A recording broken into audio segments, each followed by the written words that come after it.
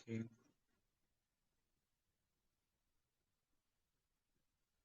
சரி, இன்னைக்கு அண்ணா.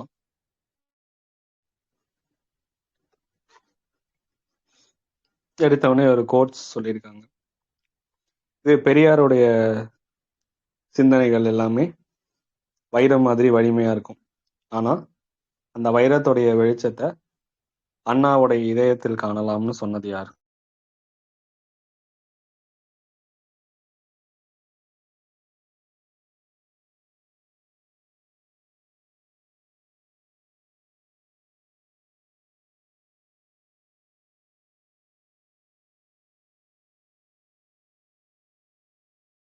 ஆப்ஷன் வேணுமா?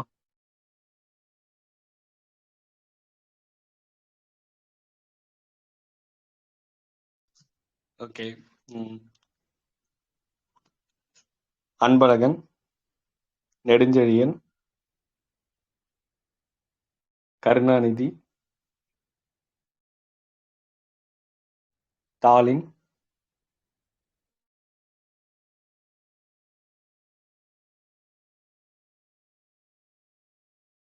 வீரமணி.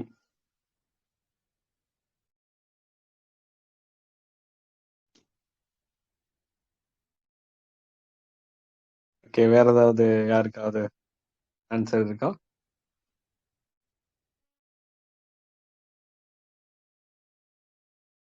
பெரியாருடைய சிந்தனைகள் வைரம் மாதிரி வலிமை. ஆனா, அந்த வைரத்துடைய வெளிச்சத்த அண்ணாவுடைய இதயத்துல பார்க்கலாம் அப்படின்னு சொன்னது யார்?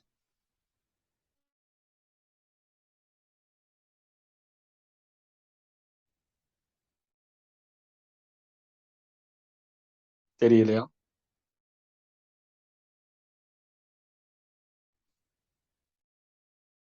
அன்பழகன்.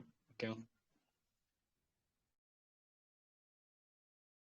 அன்பு எங்க இருக்கு?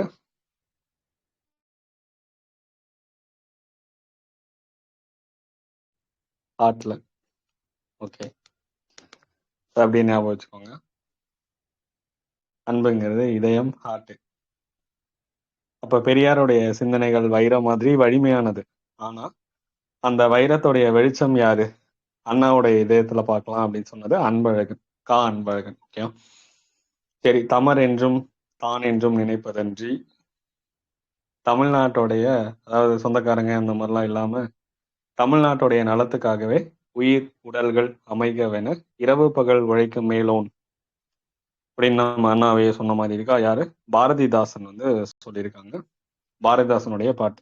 அப்ப தமர் என்றும் தான் என்றும் நினைப்பதன்றி தமிழ்நாட்டின் நலத்திற்கே உயிர் உடல்கள் அமைகவென இரவு பகல் உழைக்கும் மேலோன்னு சொல்றாங்க. சரி, நமக்கு அண்ணாவுக்கு சொன்னாதான் எடுத்துக்குவோம். நம்ம ஃபர்ஸ்ட் எடுத்தவொடனே அண்ணா. நமக்கு அண்ணாதுரை, சி.என். அண்ணாதுரை, காஞ்சிபுரம் நடராஜன் அண்ணாதுரை 1909 செப்டம்பர் 15ல பிறந்திருப்பார். நமக்கு தெரியும் நிறைய கவர்மெண்டோடைய ஸ்கீம்ஸ் எல்லாம் வந்து இந்த டேட்ல தான் இருந்திருக்கும். அன்புக்கரம் அப்படிங்கிற ஒரு ஸ்கீம் தொடங்கினாங்க. எப்ப?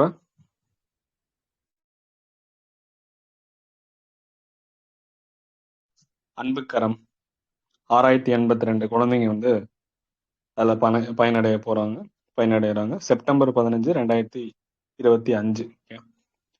அப்ப அதுவும் அண்ணாவுடைய பிறந்தநாள். கலைஞர் மகளிர் உரிமை தொகை, இந்த மாதிரி நிறைய ஸ்கீம்ஸ் வந்து அண்ணாவுடைய பிறந்தநாள் அப்ப தொடங்கியிருப்பாங்க. காஞ்சிபுரம் நடராஜன் அண்ணாதுரை. நடராஜன் அவங்க அப்பா பங்காரு அம்மாள்னு சொல்றாங்க. ஆனா யார்கிட்ட வளர்ந்தாங்க? ராஜாமணி. அவங்க தான் வந்து வளர்க்குறாங்க. நம்ம இதெல்லாம் ஸ்கூல் புக்லயே படிச்சிருந்திருப்போம். எங்க படிச்சாரு? நம்ம காஞ்சிபுரம்ல பச்சையப்பாஸ்.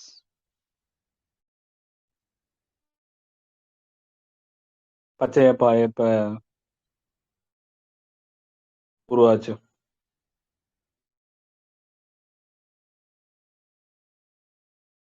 1642.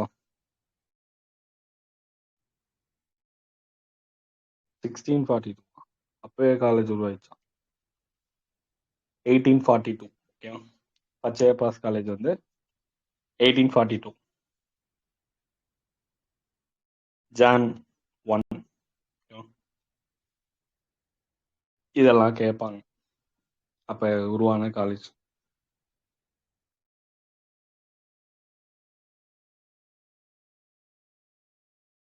பச்சையப்பா காலேஜ். ஓகே.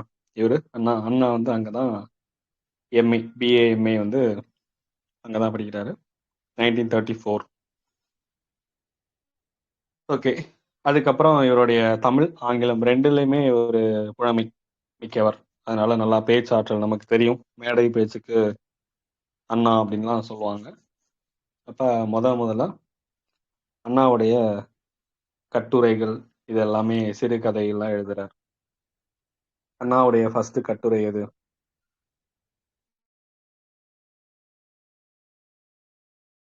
அண்ணாவுடைய முதல் கட்டுரை.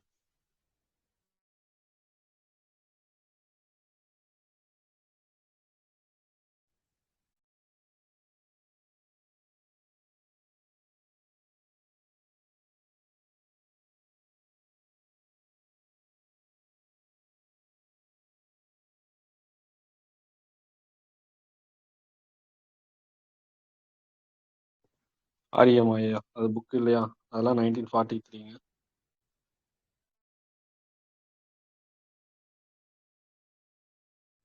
அண்ணாவுடைய முதல் சிறுகதை படிச்சிருக்கீங்களா? கட்டுரையை இப்ப கேள்விப்படுறோம் அப்படிங்களா? அண்ணாவுடைய முதல் சிறுகதை கொக்கரக்கோ.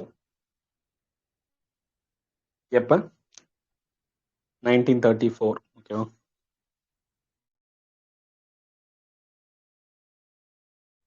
அண்ணாவுடைய முதல் சிறுகதை வந்து கொக்கரக்கோ. 1934 ஆனந்த விகடன்ல வெளியாயிருக்கு. சிறுகதை தானே, அதனால ஆனந்த விகடன் அப்படின்னு ஞாபகம் வச்சுக்கோ, ஸ்டோரி வர்றது. ஓகே. முதல் கவிதை.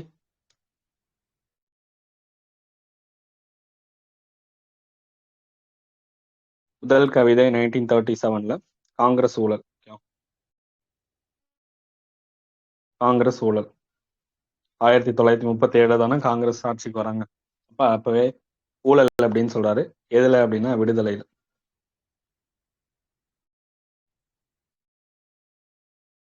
அவருடைய முதல் கவிதை வந்து காங்கிரஸ் ஊழல். முதல் சிறுகதை வந்து கொக்கரக்கோ ஆனந்த விகடன் 1934.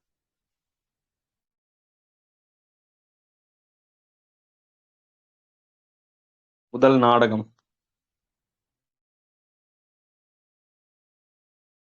1943 சந்திரோதயம். ஓகே. முதல் நாடகம் வந்து சந்திரோதயம்.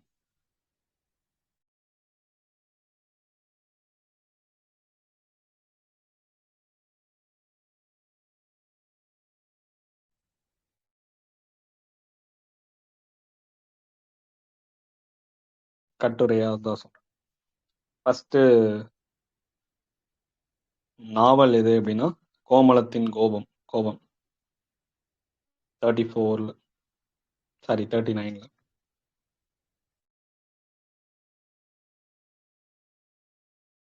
எதுலன்னா குடியரசு.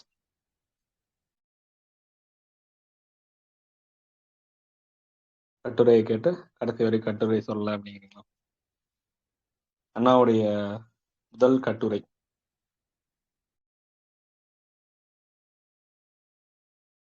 1931. எதுல வெளியே வந்துச்சு அப்படின்னா தமிழரசுல. அப்ப வந்து தமிழரசு யாரோட இது அப்படின்னா மாசிலாமணி அப்படிங்கிற ஒருத்தர் நடத்திட்டு இருந்தாரு. அதுக்கப்புறம் நம்ம படிச்சிருந்திருப்போம் 1970ல. இப்ப நம்ம படிக்கிற மேகசைன் வந்து கலைஞர் அவர்கள் உருவாக்குனது 1970ல. இப்ப படிக்கிற நம்ம மேகசைன் வந்து கலைஞரோடது. இப்ப அண்ணா எழுதுனது தமிழரசுங்கிறது மாசிலாமணி எழுதுனது, அவருடைய இதழ். அப்ப அது முதல் கட்டுரை என்னன்னா பெண்கள் சமத்துவம். பெண்கள் சமத்துவம்.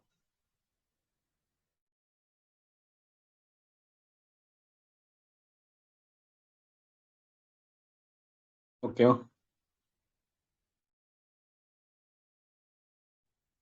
ஆங்கிலத்திலையும் கட்டுரை எழுதியிருப்பாரு. ஆங்கிலத்துடைய சொல்றேங்க. ஆங்கிலத்துடைய முதல் கட்டுரை, ஃபர்ஸ்ட் ஆங்கில கட்டுரை. ஓகேவா?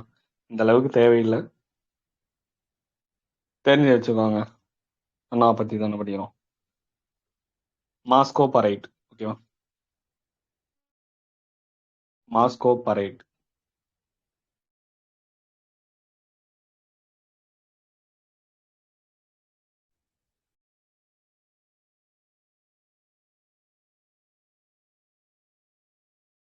அண்ணாவுடைய முதல் ஆங்கில கட்டுரை 1932 மாஸ்கோ பரேட். ஓகேவா? அதே முதல் கட்டுரை, தமிழ்ல கட்டுரை கேட்டாங்கன்னா தமிழரசுல தான் எழுதியிருக்காரு, பெண்கள் சமத்துவம். ஓகேவா? 1931 தமிழரசு மேகசைன் வந்து மாசிலாமணி. இப்ப வந்து 1970 கலைஞர். அடுத்து முதல் சிறுகதை 1934 கொக்கரக்கோ. ஓகேவா? 1934 கொக்கரக்கோ ஆனந்த விகடன் வெளியானது 34. ஃபர்ஸ்ட் கவிதைன்னு கேட்டாங்கன்னா 1937 காங்கிரஸ் ஊழல் பத்தி எழுதியிருக்காரு, விடுதலையில எழுதியிருக்காரு. 37 காங்கிரஸ் அப்படியே ஆட்சிக்கு வர டைம். அதே முதல் நாடகம்னு கேட்டாங்கன்னா சந்திரோதயம். ஓகேவா? அப்ப டிஎம்கே வர்றதுக்கு முன்னாடி சந்திரோதயம், சூரியனுக்கு முன்னாடி சந்திரன். ஃபர்ஸ்ட் வந்து சந்திரன் எழுதியிருக்காரு, சந்திரோதயம் 1943. அடுத்து முதல் நாவல்னா கோமலத்தின் கோபம் அப்படின்னு சொல்லிட்டு குடியரசர் எழுதியிருக்காரு, 1939 எழுதியிருக்காரு. ஓகேவா? அவ்வளவுதான், வேற ஏதாவது சொல்லணும்? அவ்வளவுதான். முதல் கட்டுரைனா பெண்கள் சமத்துவம் 1931.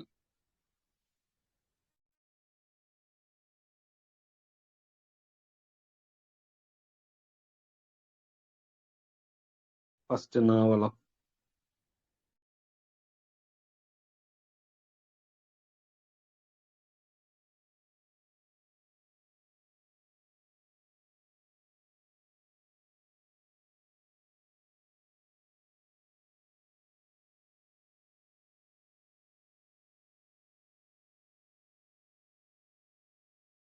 என்ன சொன்னீங்க?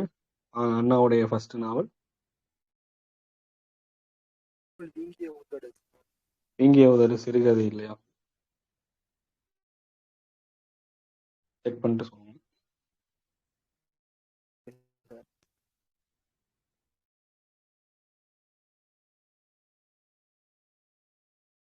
அது நான் சிறுகதையில தான் வரும். சரி, பார்த்துட்டு சொல்லுங்க. ஓகே, இப்போ பச்சையப்பாஸ் 1842 படிக்கிறாரு, எம்ஏ எக்கனாமிக்ஸ். ஓகே, முதுகலை பட்டம் 1934. அந்த 34 தான் முதல் சிறுகதை கொக்கரக்கோ எழுதியிருக்காரு. இப்போ தமிழ் ஆங்கிலம் ரெண்டுலையுமே புலமை, பேச்சாற்றல். நம்ம தமிழரசுல முதல் கட்டுரை எழுதுறாரு அப்படின்னு இப்பதான் பார்த்தோம். ஜஸ்ட் கொடுத்துருக்காங்க, அவ்வளவுதான். பச்சையப்பா கல்லூரியுடைய மாணவர்கள் சங்கத்துடைய பொதுச் செயலாளராக இருந்திருக்காங்க. அப்ப எல்லாருமே இந்த மாதிரி வந்தவங்க தான். அந்தந்த ஸ்கூல்ல காலேஜ்ல ஹெட்டா இருந்திருப்பாங்க, பொதுச் செயலாளரா. அப்ப அவங்க தான் வந்து அடுத்தடுத்த தலைவர்களா வருவாங்க. நம்ம கலைஞருக்கும் அப்படிதான் படிப்போம், அண்ணாவுக்கும் அப்படிதான், எல்லாருமே இதே மாதிரிதான் இருப்பாங்க. சரி, அண்ணாவுடைய அறிவு, ஆற்றல் இது எல்லாத்தையும் ஒருத்தர் வந்து பார்த்துட்டு அவருடைய ஆசிரியர், ஆங்கில பேராசிரியர் வரதராஜன் அப்படிங்கிற ஒருத்தர் அண்ணாதுரைய அரசியலுக்கு கொண்டு வர்றார். அப்ப அரசியலுக்கு வர சொன்னது வரதராஜன். ஓகே, அவருடைய ஆங்கில ஆசிரியர், பேராசிரியர். அதுக்கப்புறம் அவருடைய ஆங்கில புலமை, பேச்சாற்றல் யார்கிட்ட கொண்டு போய் விடுறாங்க? ராம அல்லாத சங்க தலைவர், நீதி கட்சியுடைய பேச்சு புயல் யாரு?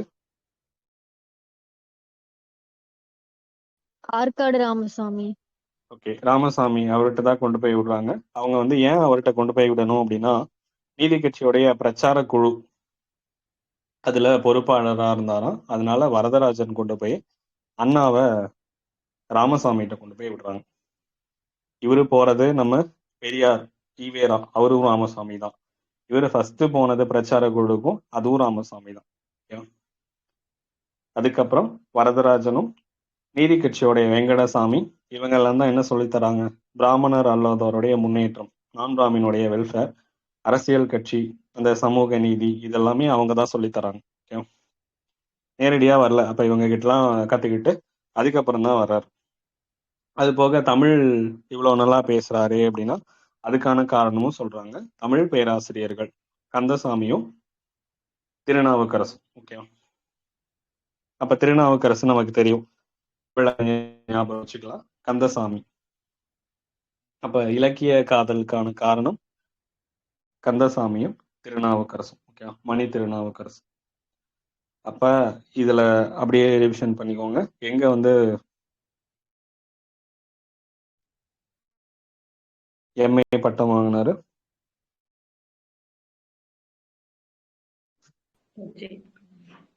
பாஸ் 1934ல எக்கனாமிக்ஸ்ல முதுகலை பட்டம் வாங்கினார். ஓகே, இவருடைய முதல் கட்டுரைய எந்த பத்திரிகையில வெளியாச்சு? தமிழரசு. 1931ல பெண்கள் சமத்துவம் அப்படிங்கறது எழுதியிருக்காரு. சிறுகதைன்னு கேட்டா கொக்கரக்கோ. முதல் கவிதை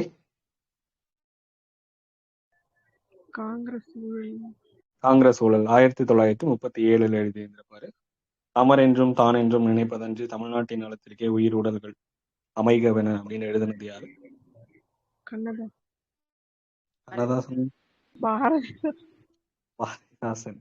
ஓகே, பாரதியாரா பாரதிதாசனா தான் கன்ஃபியூஸ் ஆகும். ஓகே, அடுத்து வந்து இவரை பொது வாழ்க்கைக்கு கூட்டிட்டு வந்தவர் யார்? அரசியலுக்கு வர சொன்னது வரதராஜன். ஓகே, எந்த பிரச்சார குழுவுடைய பொறுப்பாளரா இருந்தது? ராமசாமி. ஓகே, இவர் யார்கிட்ட சமூக நீதி, பிராமணர் அல்லாதவருடைய முன்னேற்றம், அரசியல் கட்சி இதை பத்தி எல்லாம் யார்கிட்ட இருந்து இவர் அறிமுகப்படுத்திக்கிட்டார், தெரிஞ்சுக்கிட்டார்?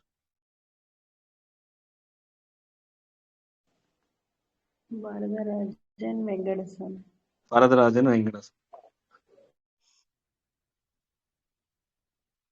ஓகே, தமிழ் இலக்கிய காதலுக்கான காரணம்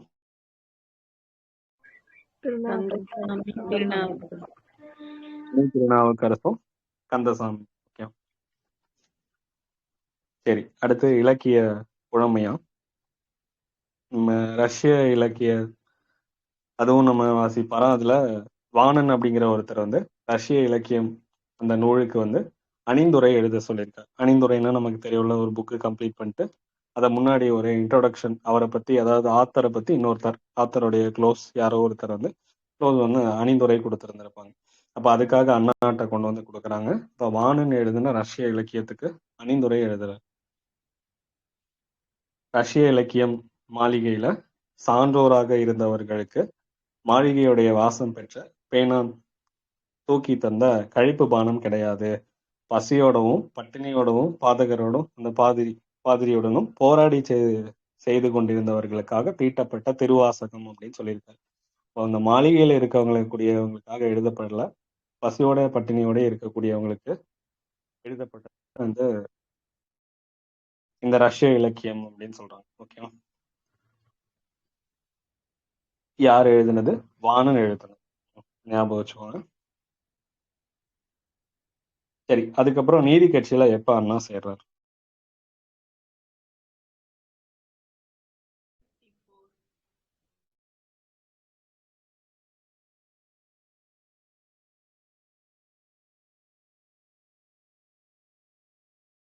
அண்ணா எப்ப நீதி கட்சியில சேர்ந்தார்?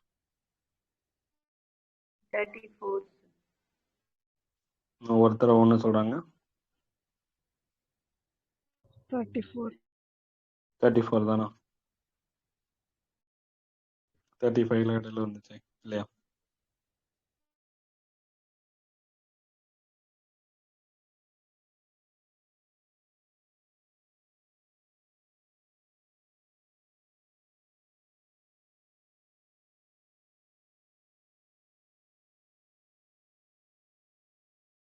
எக்ஸாம்ல கேட்டிருந்தாங்களா?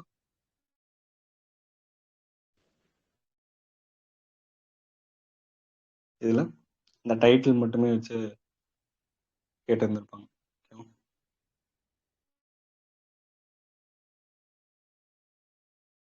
ஆக்சுவலி இயர் வந்து நீதி கட்சியில சேர்ந்தது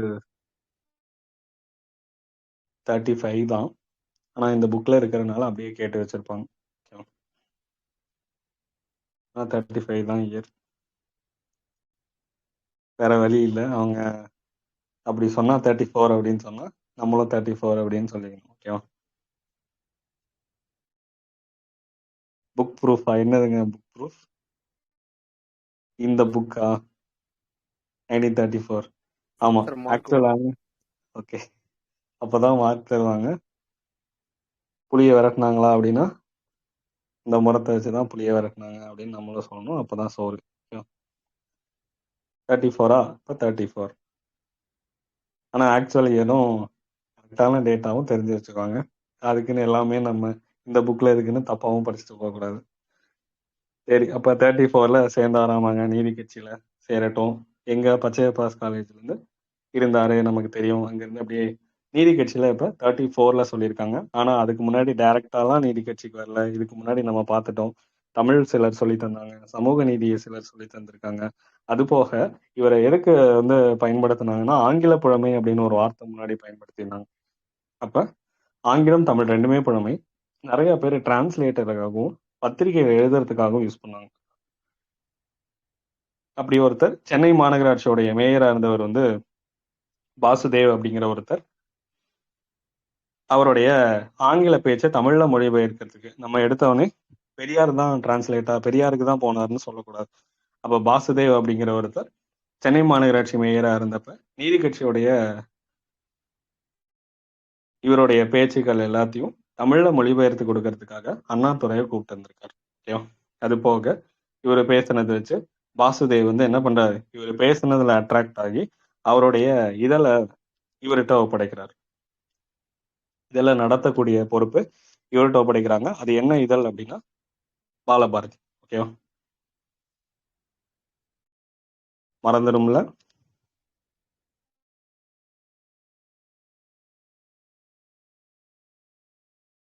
அதெல்லாம் கண்டிப்பா மறந்துடும் அப்படிங்கிறீங்களா? வாசுதேவ வந்து பசுன்னு எடுத்துக்கோங்க. இந்த சைடு என்ன இதழ்?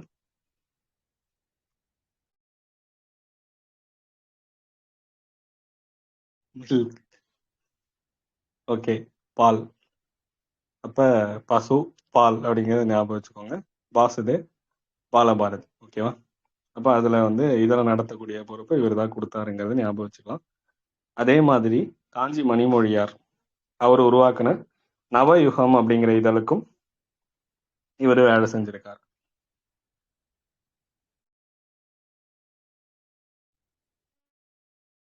நவமணி ஞாபகம் வச்சுக்கலாமா? அத ஏன்னா அதுவும் மறந்துடும். இவங்க ஏதாவது தவறான இணை அப்படின்னு கொடுத்தாங்கன்னா பார்த்து வச்சுக்கோங்க. ஓகேவா? நவமணி.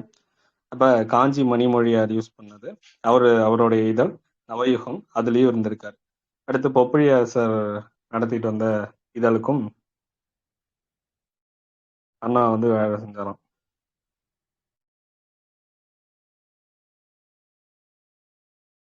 அப்ப என்னன்னது இவரோட இது வாசுதேவோடது என்னது?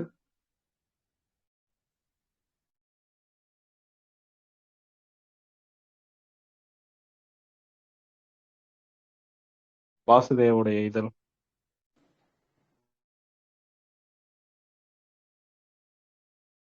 பாலபாரதி. நவயுகம் யாருடையது?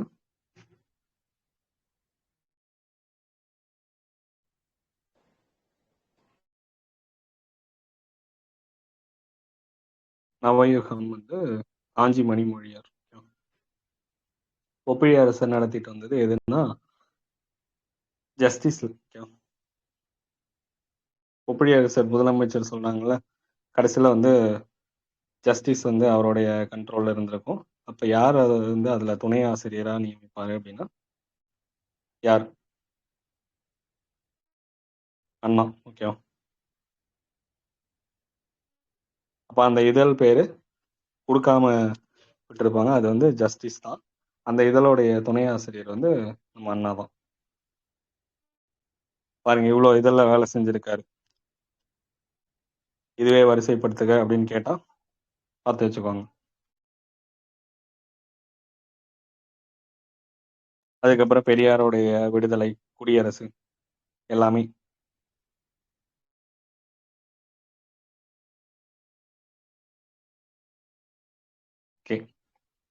அப்ப வாணன் எழுதுனது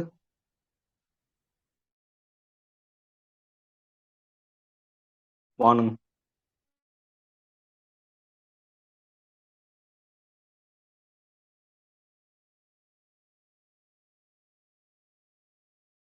ரஷ்ய இலக்கியமா? அதுக்கு அணிந்துரை பாலபாரதி. நம்ம வந்து யாரு அதனுடைய ஆசிரியர்?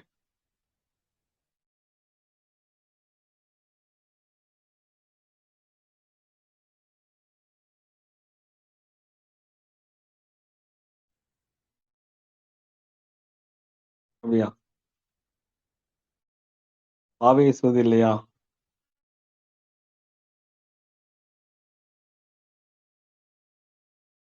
ஆவேசு. பாரதியார் வந்து அதுல ஆசிரியரை வேலை செஞ்சிருப்பாரு. இங்க இருக்க பாலபாரதி வாசுதேவோட.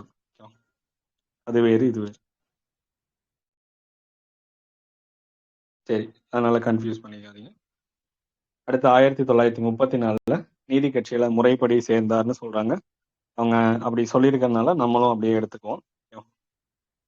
அந்த டேட்டாவே கரெக்டா எடுத்துக்குவோம். அடுத்து அரசியல் இரட்டையர்கள் நம்ம ஆல்ரெடி நிறைய டைம் படிச்சாச்சு. பொலிட்டிக்கல் ட்வின்ஸ் யாரு?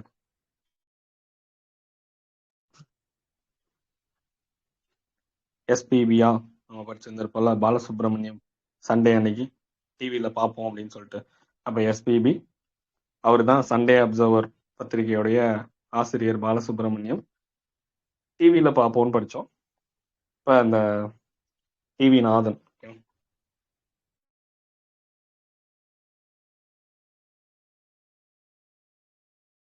அவருடைய இதழ் என்ன?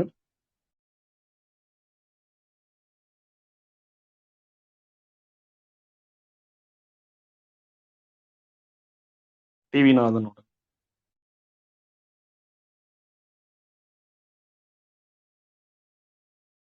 அது ஜஸ்டிஸ் தான்.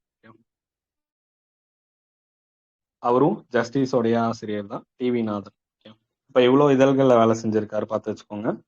அண்ணாதுரை 1934 நீதி கட்சியில சேர்ந்தாருன்னு சொல்றோம், டைரக்டா சேரல. அதுக்கு முன்னாடி மொழிபெயர்ப்பாளராக இருந்திருக்காரு. யாருக்கு மொழிபெயர்ப்பாளராக இருந்தாரு? அவருடைய பேச்சு இவரு மெட்ராஸ் மாநகராட்சியோடைய மேயர் யாரு? வாசுதேவ். வாசுதேவ் அவருடைய மொழிபெயர்ப்பாளர். அவருடைய பாலபாரதி பத்திரிகை ஆசிரியராக இருந்திருக்காரு. காஞ்சி மணிமொழியாருடைய நவயுகம், அப்படியே நவமணின்னு எடுத்துக்கோங்க. அடுத்து பொப்பிலி அரசர் நடத்திட்டு இருந்த ஜஸ்டிஸ் அவர் நடத்தும் போது அதுல துணை ஆசிரியராக இருந்திருக்காரு. அதுக்கப்புறம் சண்டே அப்சர்வர் ஆசிரியர் பாலசுப்ரமணியம், அதுக்கப்புறம் ஜஸ்டிஸோடைய ஆசிரியர் டிவி நாதனும். இவங்க அரசியல் இரட்டையர்கள். ஓகே, இவங்க தான் யாருன்னா நீதி கட்சியில அண்ணா 1934 சேர்றதுக்கான உடனடி காரணமானவர்கள் வந்து இவங்க தான். சண்டே அப்சர்வர், சண்டே தான் நம்ம டிவியில பார்ப்போம், ஞாபகம் வச்சுக்கோங்க. பாலசுப்ரமணியம். ஜஸ்டிஸ் வந்து டிவி நாதன், அது பிரச்சனை இல்லை. அரசியல் இரட்டையர்கள். அதே மாதிரி சுதேசி இயக்கத்தோட இரட்டையர்கள் யாரு?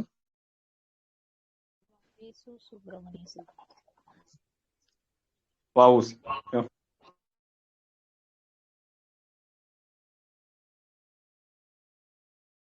ஓகே, அதுக்கப்புறம் நம்ம திருப்பூர் மாநாடு.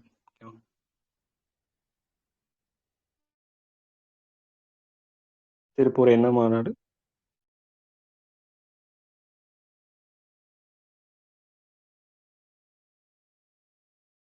செங்குந்தர் மாநாடு. 1935 அண்ணாவும் பெரியாரும் சந்திச்சது. இதெல்லாம் முக்கியமானது.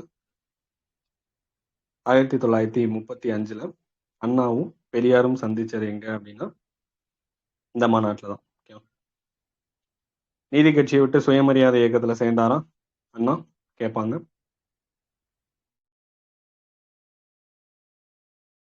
நீதி கட்சியை விட்டு விலகிட்டு சுயமரியாதை இயக்கத்துல சேர்ந்தாராம்.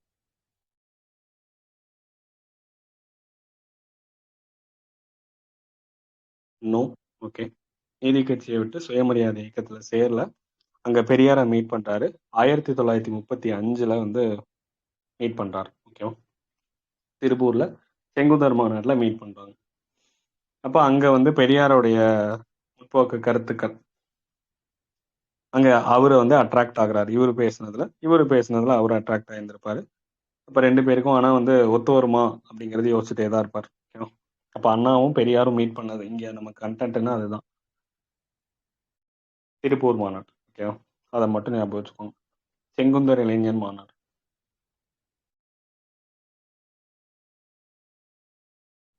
இதுக்கு தலைமை தாங்கினது யார்?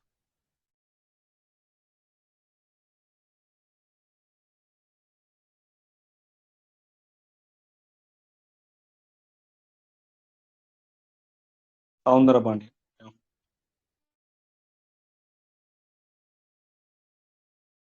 பேசுனது தான் அண்ணா.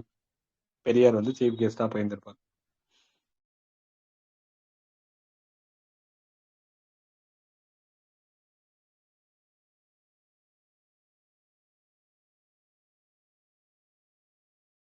அது பார்த்து வச்சுக்கோங்க.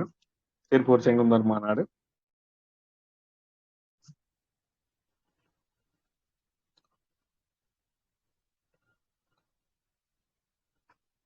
அண்ணாவும் பெரியாரும் மீட் பண்ணாங்க. சரி, அடுத்து தேர்தல் அனுபவம். தேர்தல்ல எப்ப நிக்கிறாரு? 1936.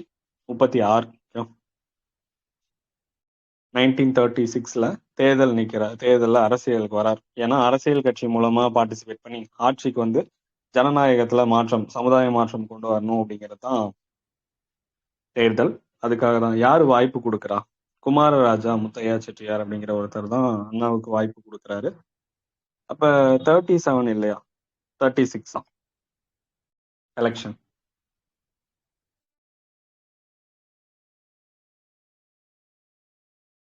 எக்ஸாம்ல எதையும் கேட்டு இருந்திருப்பாங்களா எலெக்ஷன்? 36ஆ 37ஆ?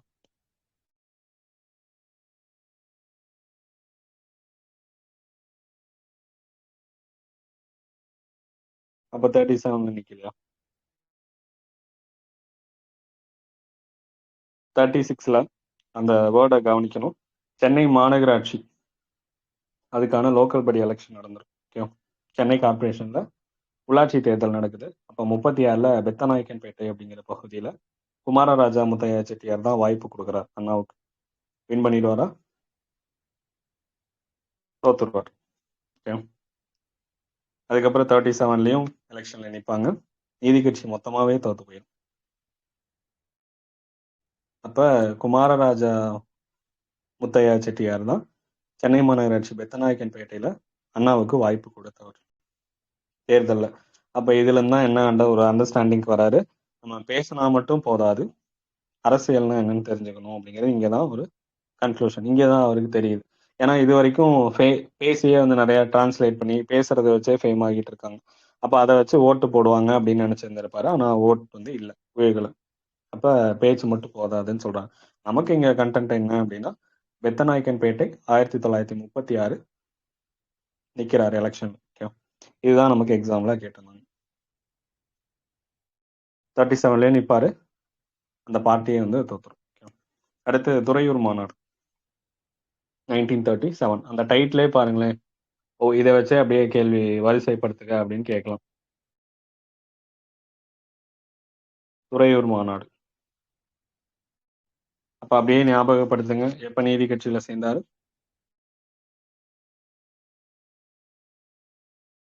34. ஓகே, அதுக்கப்புறம் வந்து திருப்பூர் மாநாடு, செங்குந்தர் மாநாடு 35. 35. அதுக்கப்புறம் தேர்தல்ல நின்னது 36. 36. ஓகே, அடுத்து துறையூர் மாநாடு 1937. அங்க வந்து 35ல வந்து பெரியாரை மீட் பண்ணாரு. இங்கதான் முதல்ல அவரை பேசுறதுக்கான ஒரு வாய்ப்பு, இந்த மாநாட்டுக்கு தலைமை தாங்குற வாய்ப்பு வந்து கிடைக்குது. அதுக்கு முன்னாடி என்ன பண்ணுவாரு? 2 வருஷத்துக்கு இடைவேளைக்கு பிறகு பெரியாருடைய அழைப்பின் பேர் நம்ம ஈரோட்டுக்கு போய் அவருடைய குடியரசு விடுதலை இதனுடைய துணை ஆசிரியரா வேலை செஞ்சிருப்பார். அப்ப துறையூர்ல சுயமரியாதை மாநாட்டுக்கு தலைமை தாங்குற பொறுப்பு அண்ணாவுக்கு கொடுக்கப்படுது. அப்ப இங்கதான் இவரு தலைமை பிரச்சாரம் இவருதான் பண்றாரு. அங்கதான் இவர் யாரு அப்படின்னு நிரூபிக்கிறதுக்கான ஒரு வாய்ப்பு கிடைச்சது. துறையூர் மாநாடு. அண்ணா துறைக்கு வாய்ப்பு கிடைச்சது துறையூர் மாநாடு. அங்கேயும் துறை, இங்கேயும் துறை, ஞாபகம் வச்சுக்கோங்க. அப்ப துறையூர்ல தான் அண்ணா துறை. தலைமை பிரச்சாரம் பண்ணி அவருடைய பேச்சு திறமைய நிரூபிச்சார். ஓகே, 34ல நீதி கட்சியில சேர்ந்தாரு. 35ல பெரியாரை மீட் பண்றாங்க. 36 சென்னை மாநகராட்சி தேர்தலில் போட்டிடுறாங்க. 37ல துறையூர் மாநாட்டில் பேசுறாரு. ஓகே, இந்த வாய்ப்பை பயன்படுத்திட்டு பேசினாரா? அவருடைய பேச்சு இந்த மேடை பேச்சுக்கு இலக்கணமாகவும் இலக்கியமாகவும் இருந்துச்சு அப்படின்னு சொல்றாங்க. அதனால இந்திய மேடை பேச்சு வரலாற்றுல அண்ணாதுரையுடைய பேச்சு தான் முதலிடம் இருக்கு அப்படின்னு ஒருத்தர் சொல்றாரு. யாரு அண்ணாவை பத்தி சொன்னது? கண்ணா. ஓகேவா, அண்ணாவை பத்தி சொன்னது கண்ணா. இதே மாதிரி தேசிய தலைவர்களை வரிசைப்படுத்தணும் அப்படின்னா இவரு தான் முன்னிலையில் இருப்பாரு அப்படின்னு ஒருத்தரை பத்தி சொல்லியிருந்திருப்பாங்க. அது யார்? George Joseph. ஓகே, யாரு சொன்னா? வாரா வந்து சொல்லியிருந்திருப்பாங்க. ஓகேவா, இதே மாதிரி இந்த மெரினால பேசினது திருவல்லிக்கேணியா பேசினது. இந்த மாதிரி ஒரு பேச்சை வந்து பார்த்திருக்க முடியாது, சத்தியாகிரக பேச்சு. டிஎஸ்எஸ் ராஜன் யாரு சொன்னா? அதுவும் வாரா சொன்னது. வாரா. ஞாபகம் இருக்கா? ஓகே, அதே மாதிரி இங்க நம்ம அண்ணாவை பத்தி சொன்னது கண்ணா. மேடை பேச்சு வரலாற்றுல அண்ணாதுரையுடைய பேச்சு தான் முதலிடம் அப்படின்னு சொல்றாங்க. நம்ம ஸ்கூல் புக்லயே படிச்சிருந்திருப்போம். சரி, கம்பேர் பண்றாங்க. நமக்கு இந்த அளவு டெப்தா தேவையில்லை. நம்ம பெரியாருடைய பேச்சு வந்து ஒன்று தர்க்க ரீதியிலானதுன்னு சொல்றாங்க, இன்னொன்னு அறிவார்ந்த நயம் கொண்டது, நெளிவு மிக்கதுன்னு சொல்றாங்க. ஒன்னு சாட்டை அடி மாதிரி இருக்கு, இன்னொன்னு யாழோடைய இசை மாதிரி இருக்கு. அப்ப சொல்ற கண்டென்ட்டை விட, அதாவது கண்டென்ட் எப்படி டெலிவர் பண்றோம் அப்படிங்கிறது முக்கியம்னு சொல்லியிருக்காங்க. அப்போ ஒவ்வொன்றும் ஒவ்வொரு ஸ்டைல்ல இருக்கு. சரி, அதுக்கப்புறம் இதே வருஷம் நமக்கு 38, 37 to 39, 40 வரைக்குமே போகும் இந்திய எதிர்ப்பு போராட்டம். நமக்கு முறையா 1938 ஏப்ரல் 21 வந்து ஹிந்தி கொண்டு வந்திருப்பாங்க. எவ்வளவு ஸ்கூல்ஸ்ல கொண்டு வந்தாங்க?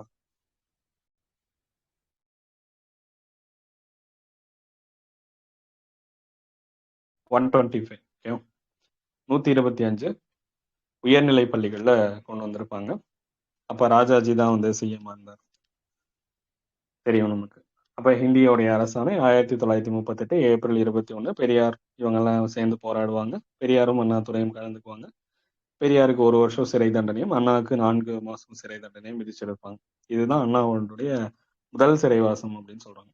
1938ல ஒரே தளத்துல தான் அடைக்கப்பட்டாங்க. அப்ப அங்கதான் வந்து அவங்க வந்து இன்னும் க்ளோஸ் ஆகிறதுக்கான ஒரு வாய்ப்பு கிடைச்சது, அண்ணாதுரையும் பெரியாரும். அதுக்கப்புறம் 1941 நமக்கு 40 வரைக்கும் இந்திய எதிர்ப்பு போராட்டம் போயிடுது. 41 ஹரித்வார் பயணம், பெரியார் ஹரித்வார் கூட்டிட்டு போறார். ஓகே, அண்ணாதுரையோட. அப்ப அங்கேயே போய் தங்கி இருந்து பேசுவாங்க. எந்ததுன்னா ஸ்ரத்தானந்தா அவருடைய இவங்களை பேசுறாங்க. பெரியாருடைய பேச்சை அண்ணா ஆங்கில மொழியில டிரான்ஸ்லேட் பண்றாரு. அப்ப அதிகமான வரவேற்பு அவருக்கு கிடைக்குது அண்ணாதுரைக்கு, பெரியாரை விட. அதுக்கப்புறம் லக்னோ பல்கலைக்கழகத்துக்கு மறுபடியும் இவங்க கூப்பிடுறாங்க. இவங்க போய் பேசுறாங்க. இப்ப என்ன சொல்றாங்க? எல்லாருமே வந்து பெரியாருக்கு அப்புறம் அண்ணாவை பேச சொல்றாங்க. பெரியார் சம்மதிப்பாரா?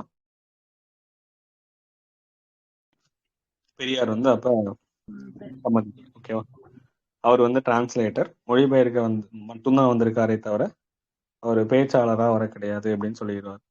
அப்ப இங்கதான் வந்து ஒரு சின்ன கேப் வந்து அண்ணாவுக்கும் பெரியாருக்கும் வருது. க்ளோஸ் ஆனாங்க, அப்ப இங்க ஒரு கேப் வந்துச்சு. ஓகே, சரி. அதுக்கப்புறம் என்ன பட்டாரு அப்படின்னா, இங்க இருந்தா டிரான்ஸ்லேட்டரா மட்டும்தான் இருப்போம், அண்ணா அப்படிங்கிறது யாருக்கும் தெரியாம போயிடும் அப்படின்னு சொல்லிட்டு முக்கியமானது நமக்கு 1942 மார்ச் 8 இந்த டேட்டோட வச்சு கேட்டிருந்திருப்பாங்க. திராவிட நாடு அப்படிங்கிற இதழ் காஞ்சிபுரம் வந்து தொடங்கியிருப்பார். ஓகே, ஹரித்வார் முடிச்சுட்டு காஞ்சிபுரம் வந்து 1942 மார்ச் 8. மார்ச் 8 என்னன்னா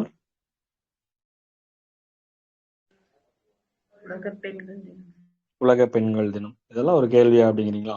ஏன் வந்து உலக பெண்கள் தினம் கொண்டாடுறோம் இந்த டேட்ல?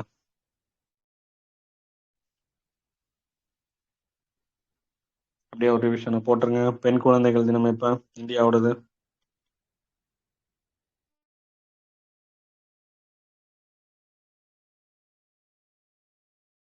ஜனவரி 24 இந்திரா காந்தி வந்தது, அவங்க பதவி ஏற்றுக்கிட்டது. அதே வந்து பெண் குழந்தைகள் பாதுகாப்பு 24 நம்ம உலகத்து பெண் குழந்தைகள் தினம், உலக பெண் குழந்தை அக்டோபர் 11 வரும். அதுக்கப்புறம் தேசிய மகளிர் தினம் அப்படின்னா பிப்ரவரி 13 வரும். அதே வந்து சர்வதேச மகளிர் தினம் அப்படின்னு எப்ப வரும்? மார்ச் 8. பெண்கள் ஆண்டு இந்த வருஷம் 1930 வரும். ஓகே. பெண்களுக்கு அதிகாரம் அளித்தல் எஸ்டிஜி கோல் எத்தனாவது கோல்?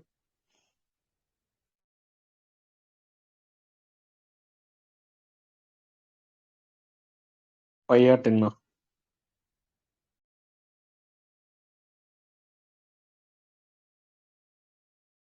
5. ஓகேவா? பெண்களுக்கு அதிகாரம் அளித்தல் உமன் எம்பவர்மெண்ட் அப்படிங்கிறது 5.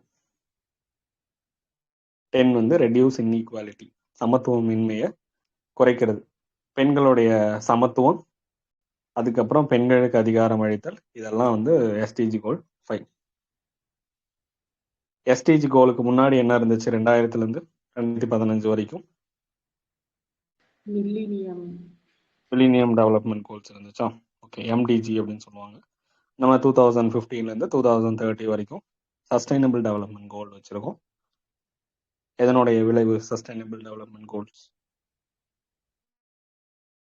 பாரிஸ் மாநாடா? காப் 21 இந்த வருஷம் காப் 21 2015 பாரிஸ். ஓகே.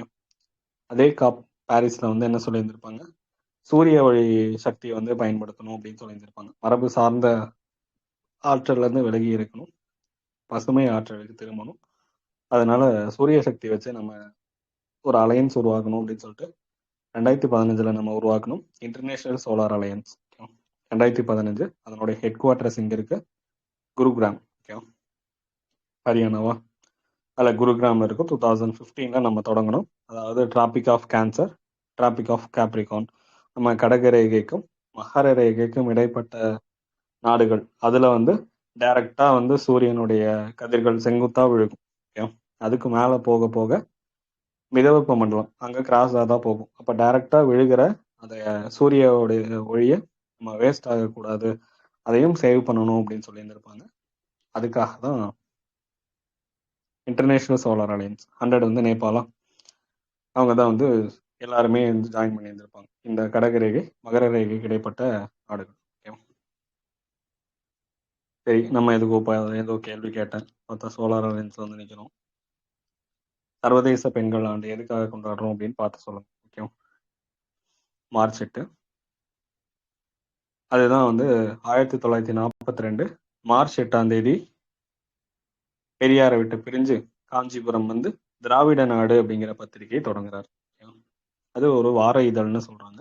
இப்போ திராவிட நாடு இதழ்ல அவருடைய இப்பதான் அண்ணாதுரை அப்படிங்கிறது தனியா ஒரு இண்டிவிஜுவலா அவருடைய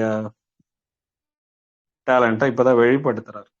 எல்லாத்தையும் அவருடைய இலக்கியம், பேச்சு திறமை எல்லாத்தையும் வெளிப்படுத்தினது கொஞ்சம் கொஞ்சமா இப்பதான் இண்டிவிஜுவலா வெளிவரார். நிறைய புனை பெயர்கள் எழுதுறார், நிறைய இருக்கு. சௌமியன் அப்படிங்கிற புனை பெயர், அதுக்கப்புறம் பரதன் அப்படிங்கிற புனை பெயர்ல ஒற்றன் அப்படின்னு எழுதுறாரு. சம்மட்டி, நக்கீரன், சமதர்மன், வீனஸ், வீரன், இந்த மாதிரி நிறைய புனை பெயர்கள் எழுதுறாரு. பெரியார் என்ன எழுதியிருப்பாரு?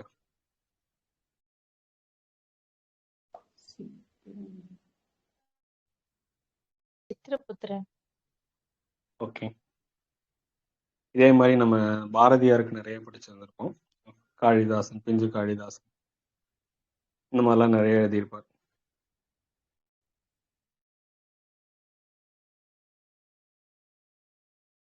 ஏன் அப்படி எழுதுறாங்க புனை பெயர்ல?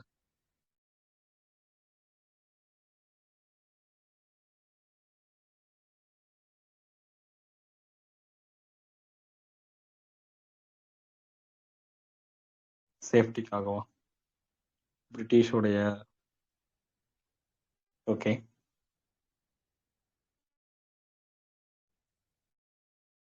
கேஸ் போட்டுருவாங்களா to read people's mind. Okay, எல்லாமே கரெக்ட் தான். பிரிட்டிஷோடைய சென்சார்ஷிப் போகும், தணிக்கைக்கு உட்படுத்துவாங்க. அடுத்து ஒரே மாதிரி அண்ணா அப்படின்னே கொடுத்துட்டு இருந்தா யாரும் படிக்க மாட்டாங்க. ஒவ்வொரு பேர்ல புதுசு புது ஆட்கள் மாதிரி கொடுக்கணும். ஒவ்வொரு ஸ்டைல்ல எழுதியிருப்பாரு. அண்ணா வந்து ஒவ்வொரு ஸ்டைல்ல ஒவ்வொரு கட்டுரைகளுக்கு ஒவ்வொரு பேர்ல வந்து எழுதியிருந்திருப்பார். அரசியல் கட்டுரைகள்லாம் இதுல எழுதுவார். என்ன பேர்?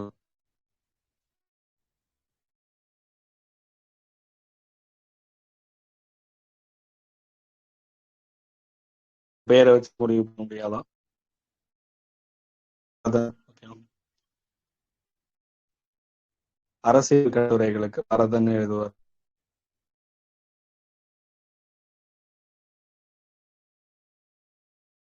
தத்துவார்த்த கட்டுரை சௌமியன்.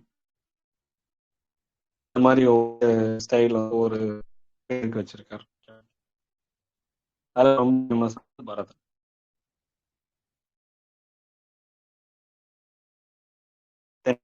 நாட் ஷாவா யார்? நாட் ஓகே பெர்னாட்.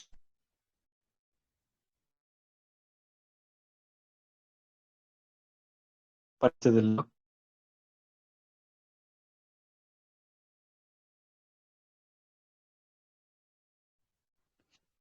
ஓகே, கண்டுபிடிச்சு சொல்லுங்க. தென்னாலியா பெர்னாட்னா யாரு? இப்ப இவர் நிறைய கட்டுரைகள் இதுலதான் எழுதுறாரு. திராவிட நாடு இதெல்லாம் வந்து நிறைய கட்டுரைகள் எழுதுறாரு. வந்து வேற வேற பெயர்கள் எழுத ஆரம்பிக்கிறார். இப்போ ஒரே இது அப்போதைக்கு ரொம்ப தான் எல்லாத்தையும் எழுதிட்டு திராவிடம்.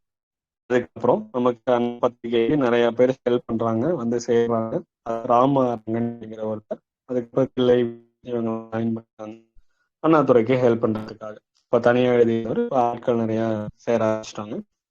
இவர் என்ன பண்றாரு, திராவிட நாட்டுடைய தேவை அதிகரிச்சதுனால பத்திரிகைக்கு இன்னும் நிறைய பேசிக்கணும் மக்களுக்கு. அதனால அச்சகம், ஒரு பிரிண்டிங் பிரஸும் தேவைப்படுது. அப்ப அதுக்காக பணம் வேணும். அதுக்காக எழுதப்பட்டதுதான், அந்த பணத்துக்காக எழுதப்பட்டது நாடகங்கள் எழுத ஆரம்பிக்கிறார். முதல் நாடகம் இது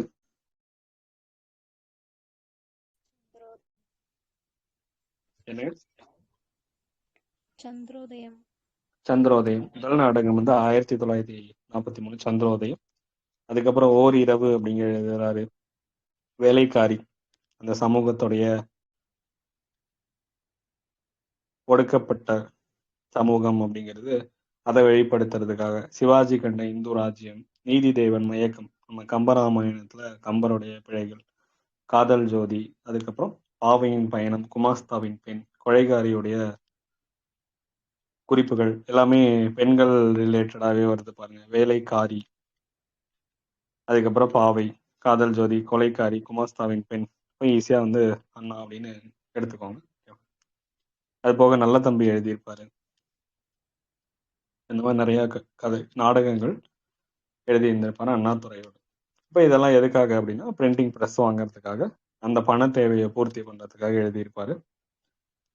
அதுக்கப்புறம் அண்ணாதுரைய படிச்சுட்டு வந்த, அவருடைய இதழ்கள் எல்லாமே படிச்ச கல்கி வந்து, கிருஷ்ணமூர்த்தி வந்து ஜெர்மனியோடைய நாடகம் மேதை, யாரு, இப்சன், அவருடைய கம்பேர் பண்றாங்க. ஓகே,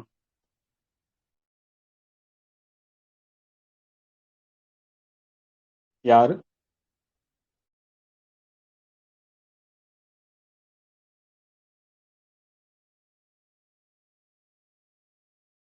இப்சனோட கம்பேர் பண்ணது கல்கியும்.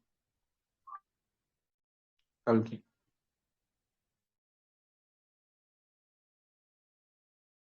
ஜெர்மனியோடைய நாடகம் மேதை. அண்ணாதுரை அப்படிங்கிற இருக்கு அறிஞர் அப்படிங்கிற பட்டம் கொடுத்தது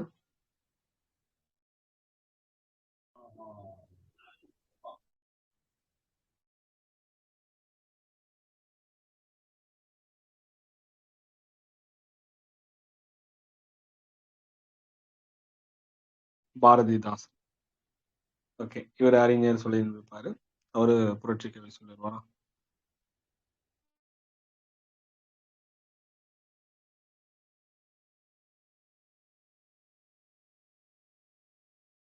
ஓகே. அதுக்கப்புறம் கடவுள் மறுப்பு இயக்கம் 1942ல இருந்து 44. பெரியார் ஒரு ஏத்தியஸ்ட், நமக்கு தெரியும், நாத்திகவாதி. அண்ணா ஒரு அறிவுவாதி அப்படின்னு சொல்றாங்க. இப்சன் ஆஃப் சவுத் யாரு?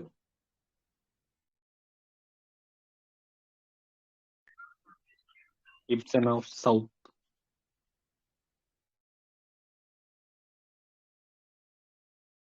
ஓகே, அண்ணாதான். எப்படி கேட்டாலும் அண்ணாதான். தென்னகத்து பெர்னாட் ஷா அண்ணாதான். தென்னகத்து ஜான்சன்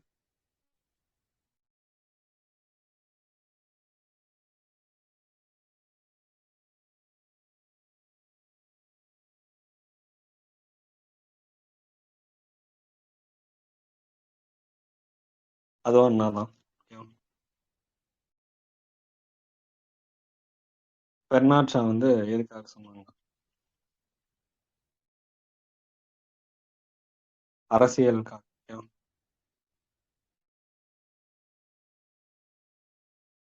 நாடகத்துக்காக. எதுக்காக எதை கம்பேர் பண்றாங்க அப்படிங்கிறது நமக்கு ஓரளவு டிஃபரன்ஷியேட் பண்ண தெரியணும். நாடகத்துக்காக சொன்னது தென்னகத்து இப்சன், சவுத் ஆஃப் இப்சன் அப்படின்னு சொல்றாங்க. அதே சவுத் ஆஃப் பெர்னாட் ஷா யாரு அப்படின்னா நமக்கு அதுவும் அண்ணாதான். அதே எதனால சொல்றாங்க அப்படின்னா அரசியல் பத்தி எழுதுறதுக்காக.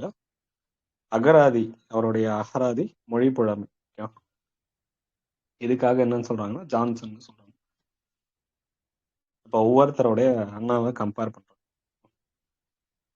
இப்ப கடவுள் மறுப்பு இயக்கம் நமக்கு தெரியும். பெரிய புராணத்துல இருக்கிற முரண்பாடுகளை வெளிக்கொண்டு வந்தாராம், நமக்கு தெரியும்.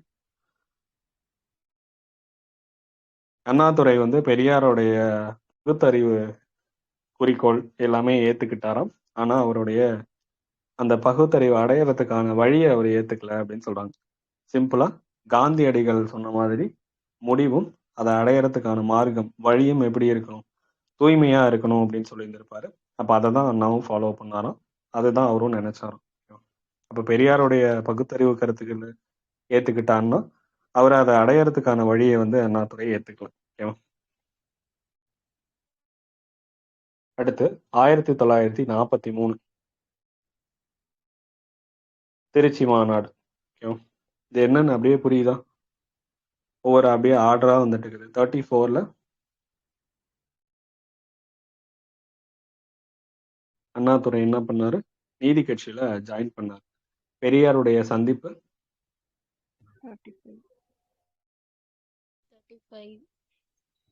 35ல வந்து நீதி கட்சியுடைய சந்திப்பு. அண்ணாதுரையுடைய பெத்தநாயக்கன்பேட்டை தேர்தல் 36. 36. 36ல. ஓகேவா? அடுத்து 37ல என்னாச்சு படிச்சோமா? துறையூர் மாநாடு. 37ல துறையூர் மாநாடு. அதுக்கப்புறம் 37 டு 40 வரைக்குமே இந்தி எதிர்ப்பு போராட்டம் நடக்கும். அடுத்து 41ல நமக்கு ஹரித்வார் பயணம் போறாரு. திரும்ப ரிட்டர்ன் வராரு. அங்க போயிட்டு 42ல வந்தாங்க. 42ல திராவிட நாடு பத்திரிகையை தொடங்குறாரு. அதுக்கப்புறம் அதுக்கான பிரிண்டிங் ப்ரெஸ் நிறைய அமௌண்ட் தேவைப்பட்டதுனால நாடகங்கள் எழுதுறாரு. நிறைய பேரோட கம்பேர் பண்றாங்க அப்படின்னு படிச்சோம். அடுத்து 42ல இருந்து 44 வரைக்குமே கடவுள் மறுப்பு கொள்கை தான் பேசுறாங்க. அதுல இடையில 1943ல திருச்சி மாநாடு நடக்குது. 1943.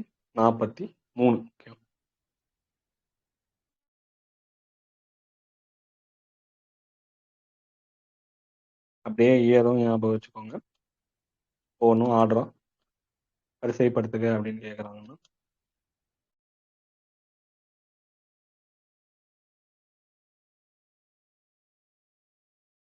ஓகே. இப்ப திருச்சி மாநாடு நம்ம அண்ணாதுரை ஈரோட்டில இருந்து காஞ்சிபுரம் வந்து திராவிட நாடு பத்திரிகை நடத்திட்டு இருந்தாரு. இருந்தாலும் அவருக்கும் பெரியாருக்கும் இடையில ஒரு அப்படியே தான் கண்டினியூ ஆச்சோம். பெரியார் வந்து நீதி கட்சியுடைய தலைவரா இருந்திருப்பாரு. அண்ணாதுரை அதனுடைய பொதுச் செயலாளரா இருந்திருப்பார். அப்ப இதுதான் அவங்களுடைய இடையில இருக்கக்கூடிய அந்த தொடர்புக்கான காரணம். ஓகேவா? அடுத்து நம்ம 43 ஏப்ரல் 25 அப்ப திருச்சியில 14வது நீதி கட்சியுடைய மாநாடு கூட்டப்பட்டுச்சாம். அண்ணாதுரைக்கு தான் தலைமை தாங்குற வாய்ப்பு கிடைக்குது. ஓகே. அப்ப அந்த மாநாட்டுல உரையாற்றிய அவர் என்ன சொல்லியிருக்காரு? பெரியார் கொடுத்துட்டு அந்த வாய்ப்பை கொடுத்துட்டு பெரியார் என்ன சொல்றாரு அப்படின்னா, அண்ணாதுரை இளைஞர் அவர் வந்து பதவியவோ இல்ல கௌரவ பட்டத்தையோ இல்ல பொருளையோ விரும்பாதவர் அப்படின்னு சொல்றாங்க. இப்போ முதுகலை பட்டம் பெற்றவர், சிறை தண்டனை பெற்றவர், நம்ம இந்திய எதிர்ப்பு போராட்டத்துக்காக போயிட்டு வந்தாங்க, கொள்கை பிடிப்புள்ளவர், செயலாற்றல் உள்ளவர், அந்த மாநாட்டுக்கு தலைமை தாங்க இப்போ இத்தகையோர் கிடைப்பது வந்து அரிது அப்படின்னு பெரியார் வந்து பாராட்டுறார். இந்த மாநாட்டை முடிச்சுட்டு தான் 1943ல என்ன நாடகம் எழுதியிருப்பாரு?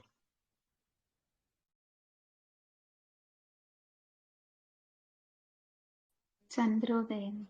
சந்திரோதயம். புரியுதா? அதுவும் 1943 தானே?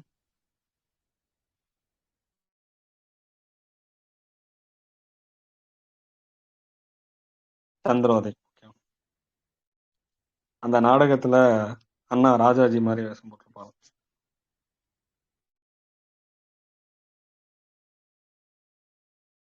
இது எல்லாமே என்ன தெரியுதா? சோசியல் ரிஃபார்முக்காக.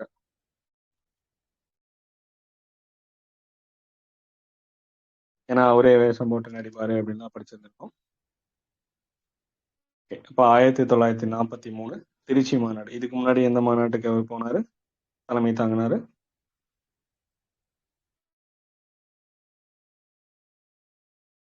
அவரு தலைமை தாங்கினது இதுக்கு முன்னாடி பேசினார்ல, வாய்ப்பு கொடுத்தாங்கல்ல அவருக்கு, துறையூர் மாநாடு 37.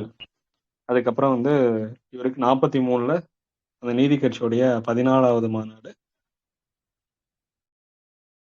அதுக்கு தலைமை தாங்கிறதுக்கான வாய்ப்பு கிடைச்சிருக்கு. அப்ப இதுல பெரியார் வந்து புகழ்ந்து பேசுறாரு. அதுக்கப்புறம் 44வது மாநாடு நம்ம எல்லாத்துக்கும் தெரிஞ்சதுதான். மாநாடு, சேலம் மாநாடு. எந்த டேட்ல நடந்துச்சு அப்படின்னு பாத்துக்கோங்க. 1944 ஆகஸ்ட் 27.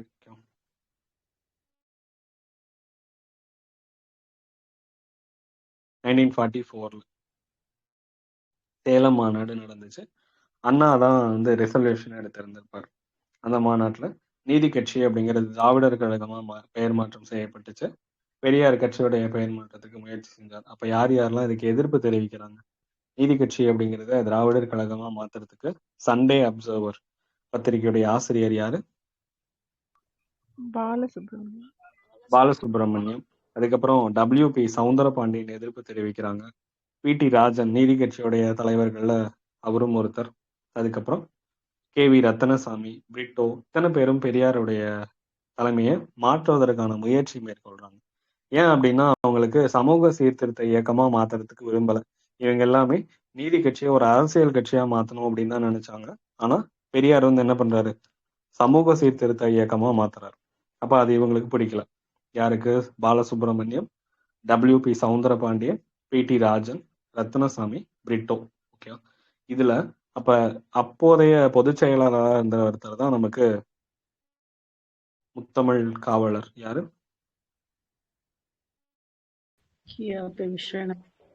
கியாபே விஸ்வநாதம். ஓகே. அவர் என்ன பண்றாரு? பெரியாருக்கு எதிராக வந்து நம்ம எப்படி நான் கான்பிடன்ஸ் மோஷன் கொண்டு வந்த மாதிரி இங்க வந்து அவருக்கு எதிராக 14 குற்றச்சாட்டுகள் வைக்கிறாங்க. அப்ப அதை நல்லா பார்த்து வச்சுக்கோங்க.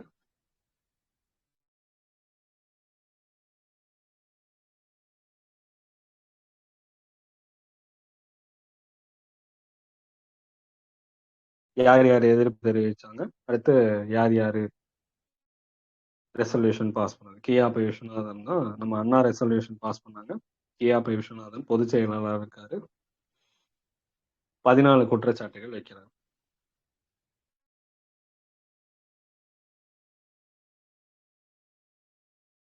பொதுச் செயலாளர். ஓகே. அப்ப நீதி கட்சியை 2ஆ பிரியக்கூடிய சூழல் உருவாகுது. அண்ணாதுரை பெரியார் பக்கம் இருக்கிறார். ஓகே. ஏன்னா அவர் பொதுச் செயலாளர்.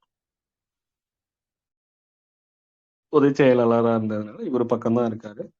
ஆனா இவர் அவங்க எல்லாமே என்ன பண்றாங்க, தனியா நீதி கட்சி அப்படியே தனியா பிரிஞ்சிடும். பழைய ஆட்கள் எல்லாமே தனியா பிரிஞ்சு போயிடுவாங்க.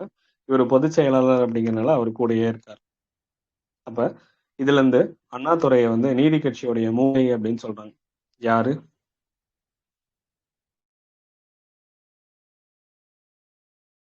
அண்ணா வரதராஜன்.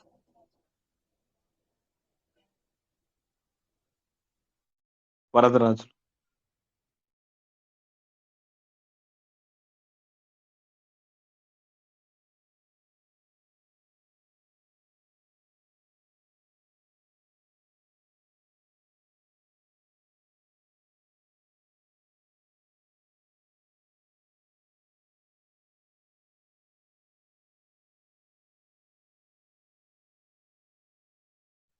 பார்த்து வச்சுக்கோங்க. வரதராஜுலு 17 குற்றச்சாட்டு வச்சது கியா விஸ்வநாத். கியாபே விஸ்வநாத். ஸ்கிரீன் கட் ஆயிடுச்சு. நீதி கட்சியுடைய மூளை அண்ணா. சொன்னது வரதராஜுலு. இல்ல இப்போ வரல.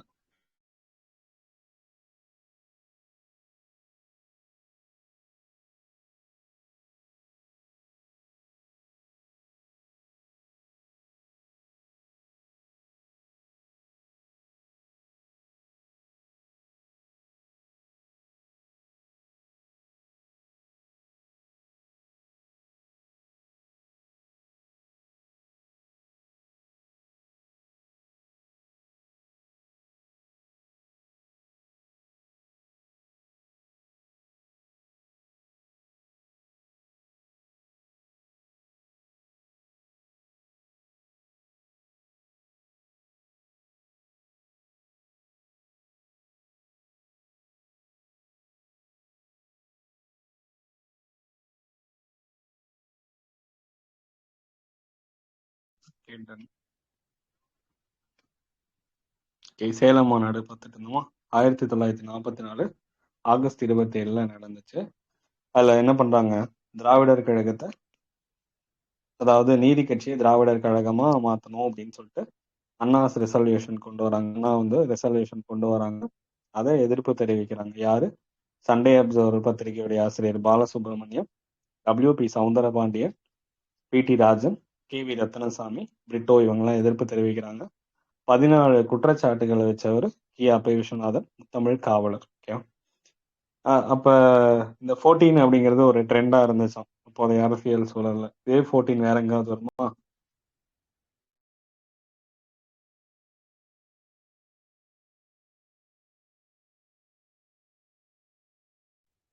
ஜின்னாவுடைய 14 அம்ச கோரிக்கையா?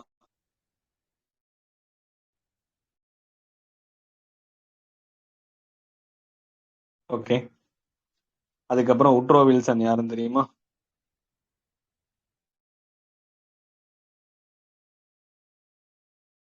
உட்ரோ வில்சன் US உடைய பிரசிடென்டா இருந்திருப்பாரு.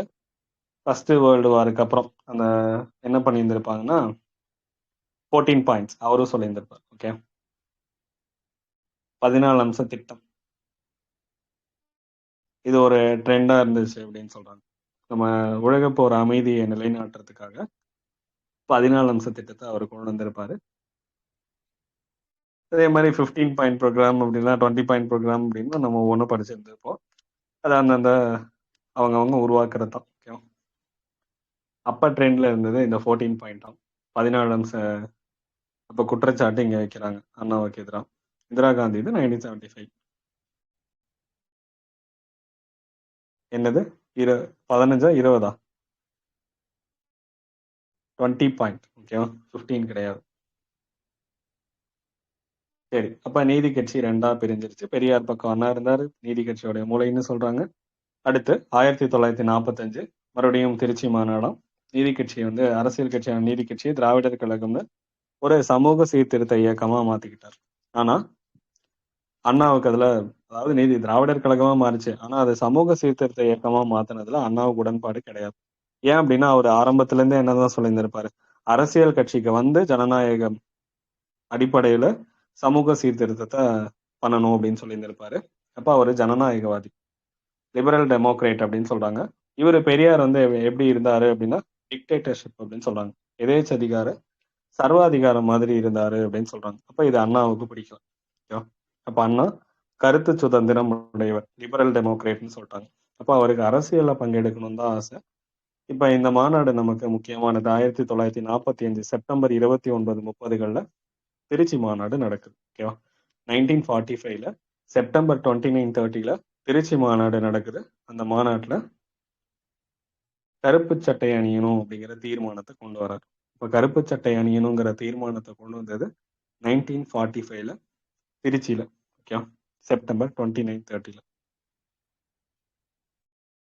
ஆனா அண்ணாதுரை என்ன சொல்றாரு, எல்லாருமே கட்டாயமா, முதல்ல பெரியார் என்ன சொன்னாருன்னா எல்லாருமே கட்டாயமா கருப்பு சட்டை அணின்னு சொன்னாரு. அவங்க சீருடையா அணியட்டுமே தவிர கட்டாயப்படுத்தக்கூடாது, வேணுங்கிறவங்க கருப்பு சட்டை போடுங்க அப்படின்னு சொல்லியிருந்திருப்பாரு. அப்ப இது அண்ணாதுரை அவரு சொல்றது. ஓகே, இப்ப பொதுச் செயலாளர் தலைவர் வந்து எல்லாருமே கருப்பு சட்டை போடணும் அப்படின்னு கட்டாயமா சொல்றாரு. பொதுச் செயலாளர் வந்து வேணுங்கிறவங்க மட்டும் போடுங்க அப்படின்னு சொல்றாங்க. அப்ப அவங்களுக்குள்ள கருத்து வேறுபாடுகள் உருவாகுது. இந்த கருத்து வேறுபாடுகள் இதை பத்தி அண்ணாதுரை வந்து அவருடைய மைண்ட்ல இருந்தது. நம்ம சொன்னோம்ல, அவரு என்ன பண்றாருன்னா அவர் சொல்ல நினைக்கிறத நாடகங்கள் மூலியமா வெளிப்படுத்தி இருந்திருப்பார்.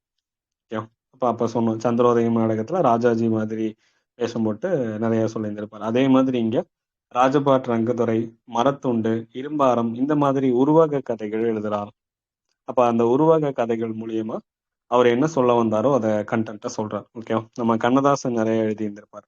அப்ப அந்த மாதிரி அண்ணாதுரையும் உருவக கதைகள் மூலியமா ராஜபாட் ரங்கத்துறை, மரத்துண்டு, இரும்பாரம் இந்த மாதிரி உருவக கதைகள் மூலியமா எழுதுறார். Okay. அதுக்கப்புறம் நமக்கு 1945 முடிஞ்சிச்சா திருச்சி மாநாடு. 46 எலெக்ஷன் நடக்கும். நமக்கு வேர்ல்டு வார்லாம் முடிஞ்சு 46 எலெக்ஷன் நடக்குது. அப்ப டி பிரகாசம் ஆட்சி காலம், அவங்களுடைய ஆட்சி காலத்திலும் என்ன பண்ணுவாங்க, ஹிந்தி கொண்டு வருவாங்க. நம்ம ஹிந்தி எதிர்ப்பு நேத்தே பார்த்தோம். 46லயும் நடக்கும்.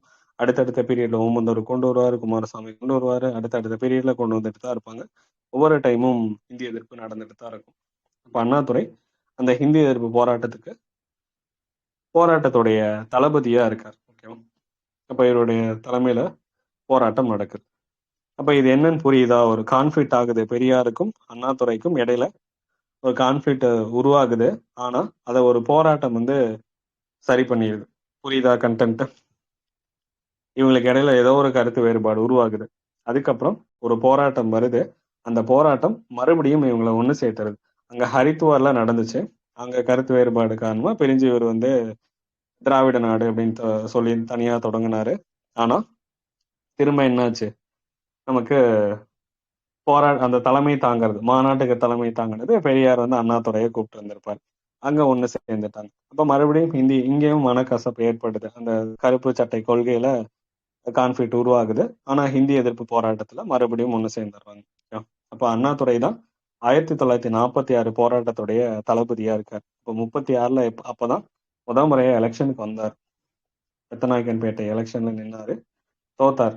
ஆனா 1946ல இந்திய எதிர்ப்பு போராட்டத்துடைய எலெக்ஷன்ல இந்திய எதிர்ப்பு போராட்டத்துல தளபதியா இருக்கார். ஓகே, அதே 46ல நமக்கு பாரதிதாசன், நமக்கு எப்படி பாரதியார் இருந்தாரோ அந்த மாதிரி வறுமையில ஒரு கவிஞர் இருக்கக்கூடாது அப்படிங்கிறதுக்காக, ஏன்னா பெரியாருடைய திராவிட கருத்துக்கள் எல்லாத்தையும் பெரிய லெவல்ல கொண்டு போய் சேர்த்தது யாரு அப்படின்னா பாரதிதாசனுடைய பாடல்கள் தான். ஓகேவா? அப்ப பெரியாருடைய திராவிட கருத்துக்களை கொண்டு போனது பாரதிதாசன். அப்ப அவருடைய கருத்துக்கள் கொண்டு போனாரு. அவர் அண்ணாதுரையுடைய ஓர் இரவு அப்படிங்கிற ஒரு நாடகம், அதனுடைய 25வது காட்சியம். அதுக்கு யாரு வந்து வரா, நம்ம பாரதிதாசன் வந்து அண்ணாதுரைக்கு என்ன பண்றாரு, அங்கதான் அறிஞர் அப்படிங்கிற பட்டம் கொடுக்குறாரு. ஓகே,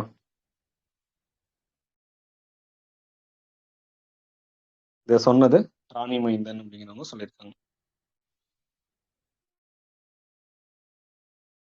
ஓரிரவு நாடகத்துடைய 25வது காட்சிக்குழு அதுக்கு தலைமை தாங்கிய பாரதிதாசன் தான் அறிஞர் பட்டம் வந்து அண்ணாதுரை கொடுக்கிறார். இப்போ பாரதிக்கு எப்படி வறுமை நிலை ஒருத்தர் இருந்தாரோ அதே மாதிரி பாரதிதாசனுக்கும் ஏற்படக்கூடாது அப்படிங்கிறதுக்காக ஒருத்தர் நிதி திரட்டினாராம். யாருன்னா நாமக்கல் செல்லப்ப ரெட்டியார் அப்படிங்கிற ஒருத்தர். அந்த ராணி மைந்தன் அப்படிங்கிறது யாருன்னா ஆர் மகேந்திரன்.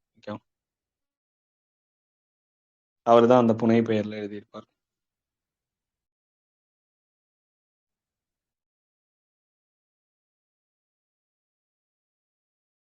ஏன்னா அவருடைய பத்திரிகையில அந்த பெயர்ல எழுதியிருந்திருப்பாரு.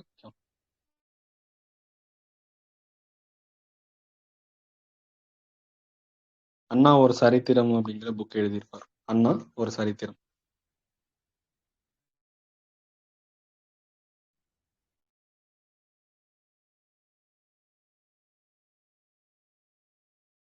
அண்ணா ஒரு சரித்திரம் அப்படிங்கிற எழுதுனது ராணி மைந்தன். அவருடைய பெயர் கேட்டாங்கன்னா மகேந்திரன்.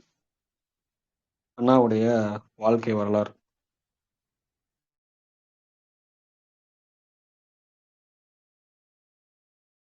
அப்ப அந்த அண்ணாவுடைய இதழ்கள், நாடகங்கள் எல்லாத்துலயும் வேலை செஞ்சவர் தான் வந்து ராணி மைந்தன்.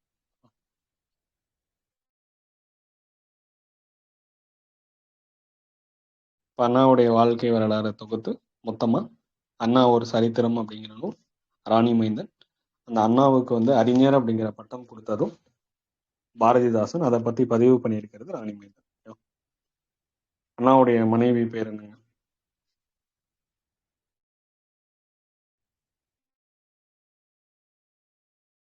ராணி. ஓகே.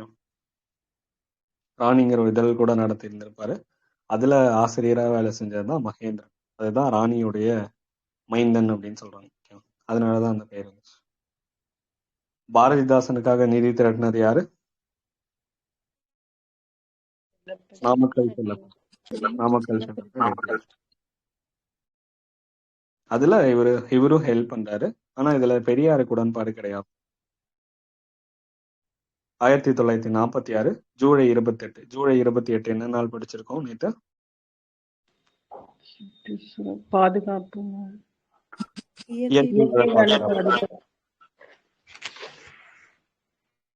இயற்கை வள பாதுகாப்பு நாள் அப்படின்னு படிச்சோம். அந்த இயற்கை வளங்களுடைய பாதுகாவலன் யாரு?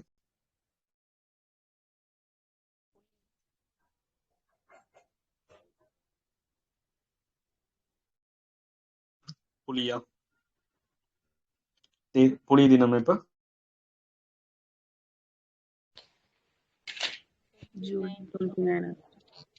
ஜூலை 29 தான் புலி தினம். அதே ஜூன் 29 புலியியல் தினம். மெஹலனோபிஸோடைய பிறந்தநாள். ஃபர்ஸ்ட் புலி தான், அதுக்கப்புறம் தான் புலி. இயற்கை வளங்களுடைய பாதுகாவலன் புலி தான் சொல்றாங்க. அப்ப இயற்கை வள பாதுகாப்பு நாள்னா ஜூலை 28, புலி தினம்னா ஜூலை 29. ப்ராஜெக்ட் டைகர் வந்து 1973 ஏப்ரல் 1 கொண்டு வந்திருப்பாங்க. சரி, அப்ப அண்ணாதுரை இவருக்கு நம்ம பாரதிதாசனுடைய விழா பச்சையப்பன் கல்லூரியில் தான் நடக்குது. அதுல கலந்துக்கிறாரு. அவ்வளவுதான், இதுல ஒன்றும் பெருசா இல்லை. அதுக்கப்புறம் 1946க்கு அப்புறம், அப்ப 46லயே 2 பிரச்சனை சொல்லியிருக்காங்க. ஒண்ணு ஹிந்தி எதிர்ப்பு போராட்டம், ஒண்ணு பாரதிதாசனுக்கு பரிசு கொடுக்கறது. பெரியாருக்கு அதுல உடன்பாடு கிடையாது. அங்க போராட்ட தளபதியா இருந்தாரு. இதுல பாரதிதாசனுக்கு பரிசு கொடுக்கறது நாமக்கல் செல்லப்ப ரெட்டியார் அமௌண்ட் நிதி கலெக்ட் பண்ணி கொடுக்குறாங்க. அடுத்து 47 ஆகஸ்ட் 15 இன்னொரு துக்க தினம் பார்த்தோம் நேத்து. திமுக அறிவிச்ச துக்க தினம் இது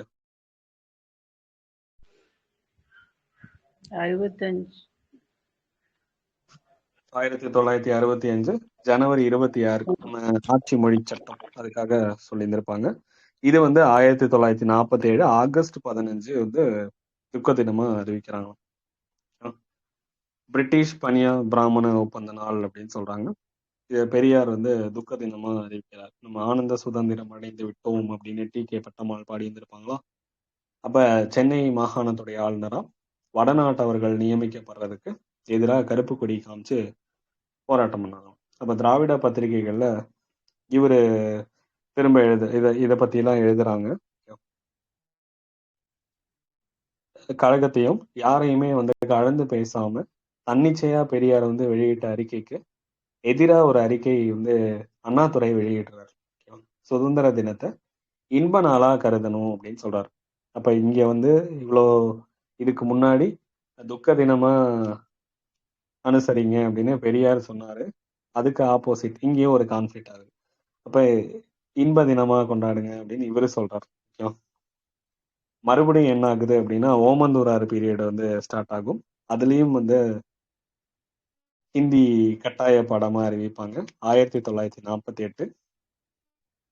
இங்கேயும் என்ன ஆகும் 48 ஜூலை 17 மறுபடியும் ஹிந்தி எதிர்ப்பு போராட்டத்துல பெரியாரும் அண்ணாவும் ஒண்ணு சேர்றாங்க. புரியுதா? அப்ப எல்லா இடத்துலயும் அந்த ஹிந்தி எதிர்ப்பு போராட்டத்துல ஒரு கான்ஃபிளிக்ட்க்கு அப்புறம் ஒரு ஹிந்தி எதிர்ப்பு போராட்டம் வருது. அதுல மறுபடியும் இவங்க வந்து அந்த கான்ஃபிளிக்ட் எல்லாம் மறந்துட்டு ஒண்ணு சேர்ந்துடுறாங்க. இதுல என்ன பண்றாங்க அப்படின்னா அந்த காம்ரேட் அண்ணாதுரை கூறியது மாதிரி நானும் உங்களோட, அதாவது அவங்க வந்த மாதிரி காம்ரேட் அப்படின்னு சொல்றாரு போராளி. இப்ப அண்ணாதுரை வந்த மாதிரி நானும் உங்களோட சேர்ந்து போராட வந்திருக்கேன் அப்படின்னு பெரியார் சொல்றாரு. ஓகேவா? இந்த மாநாட்டுல. ஓகே. அதுக்கப்புறம் 1948 ஈரோட்ல மாநாடு நடக்குதான். இந்திய எதிர்ப்பு மாநாட்டை தலைமை தாங்குற மாதிரி அண்ணாவை கேட்டுக்கிட்டாரு. அதுலயும் நிறைய வரவேற்பு கொடுக்குறாங்க. திருவிக்கெல்லாம் கலந்து பேசுறாங்க. அந்த மாநாட்டுல தான் என்ன அறிவிக்கிறாரு அப்படின்னா கழகத்துடைய பெட்டி சாவிய அண்ணாதுரைகிட்ட கொடுத்துடணும் அப்படின்னு முடிவு பண்ணிட்டேன் அப்படின்னு சொல்றாரு. ஓகேவா? இப்ப பெரியார் என்ன பண்றாரு 1948 நம்ம திராவிடர் கழகத்துடைய பெட்டி சாவி மொத்த பொறுப்பையும் நான் அண்ணாதுரைகிட்ட கொடுக்கணும் முடிவு பண்ணிட்டேன்னு அறிவிக்கிறாரு. அப்ப அங்க மிகப்பெரிய வரவேற்பு எல்லாம் கிடைக்குதாம். பரவாயில்ல, அண்ணாட்ட மாறுது அப்படின்னு. ஏன்னா இவர் ஒரு லிபரேட் டெமோக்ரேட், அரசியல் நிக்கணும்னு நினைச்சாரு. சரி, அதுக்கு மாறும் அப்படிங்கிற ஒரு வாய்ப்பு கிடைக்கிற மாதிரி இருக்கு. அதுக்கப்புறம் பெரியார் மணியம்மை திருமணம் நடக்கும் 1949. இதுல இவங்க 2 பேர்த்துக்கு ஒரு கான்ஃபிளிக்ட் ஆகி 2 பேரும் டோட்டலாவே பிரிஞ்சிடறாங்க. அப்ப இது வரைக்கும் ஒரு கான்ஃபிளிக்ட்ல பிரியறாங்க, இந்திக்கு எதிரான போராட்டத்துல ஒண்ணு சேர்ந்தாங்க. இதுக்கப்புறம் அவங்க பிரிஞ்சதுதான். ஓகே. 1949.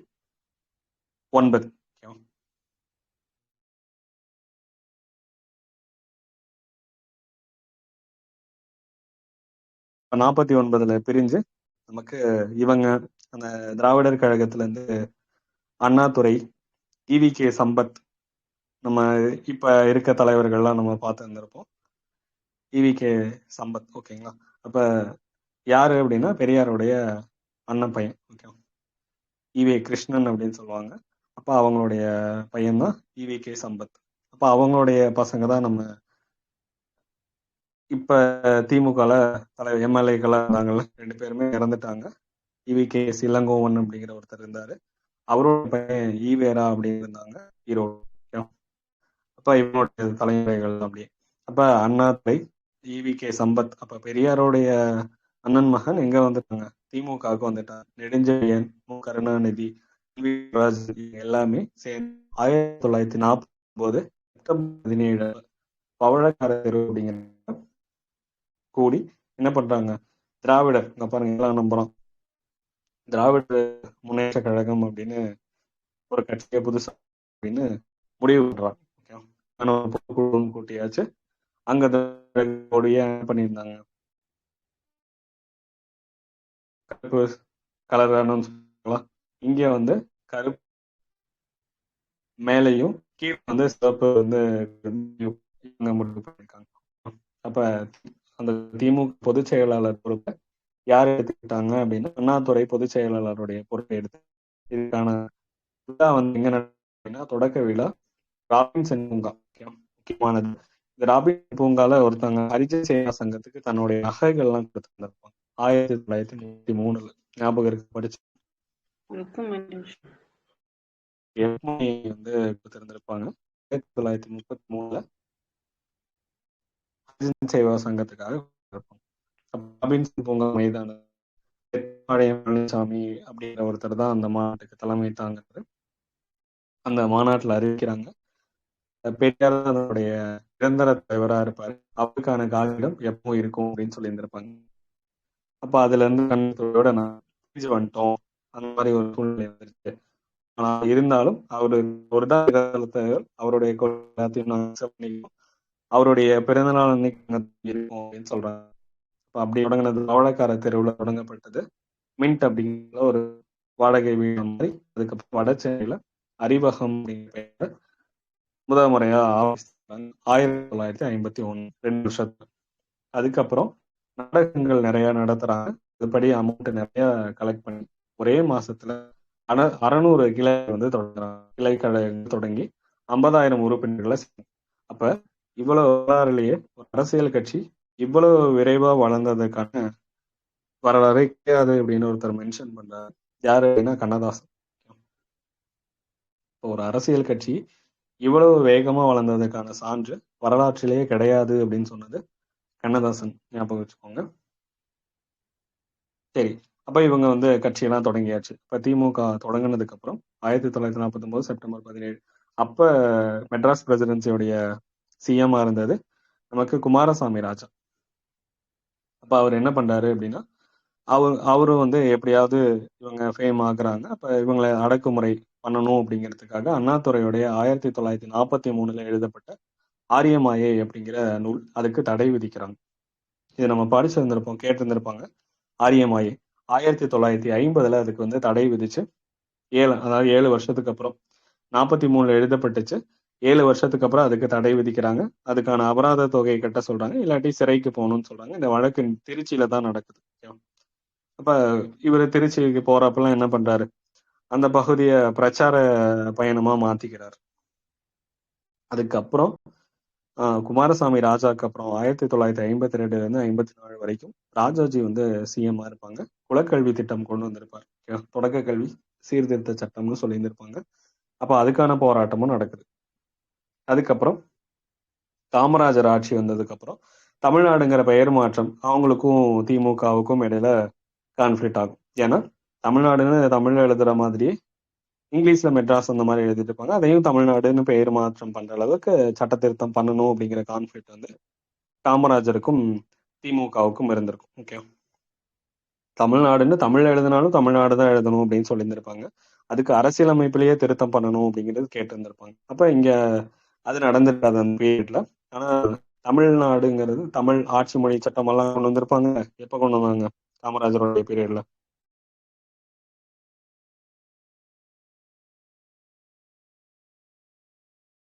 தமிழ் ஆட்சி மொழி 1956 டிசம்பர் 27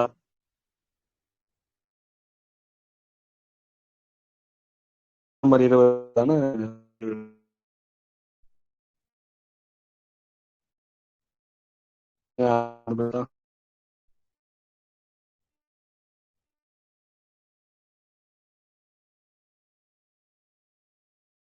தமிழ்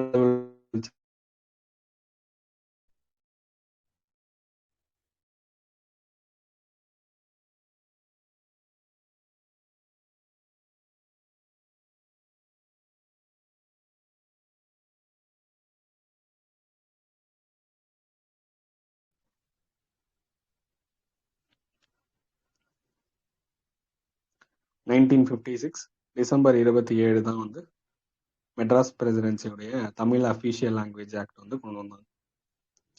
57 வந்து நடைமுறையாகி தமிழ்ல படிச்சிருந்திருப்போம். இருமொழி கொள்கை எப்ப கொண்டு வந்தாங்க?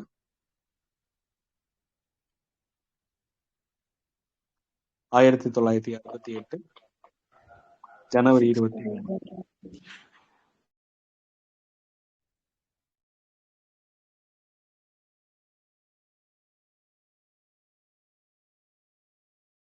ஓகே, அப்ப இவரு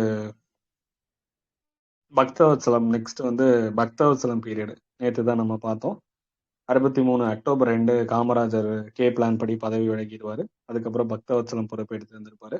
நிறைய பிரச்சனைகள் வந்து வந்திருக்கும். உணவு பஞ்சம், நம்ம பாகிஸ்தான் போர் முடிஞ்சது, இந்தோ சைனா போர் நடந்தது, இந்திய எதிர்ப்பு போராட்டம் நடந்தது, எல்லாமே இவருடைய பீரியட். அதுக்கப்புறம் அந்த தனுஷ்கோடி கடல் சீற்றம் நடந்தது.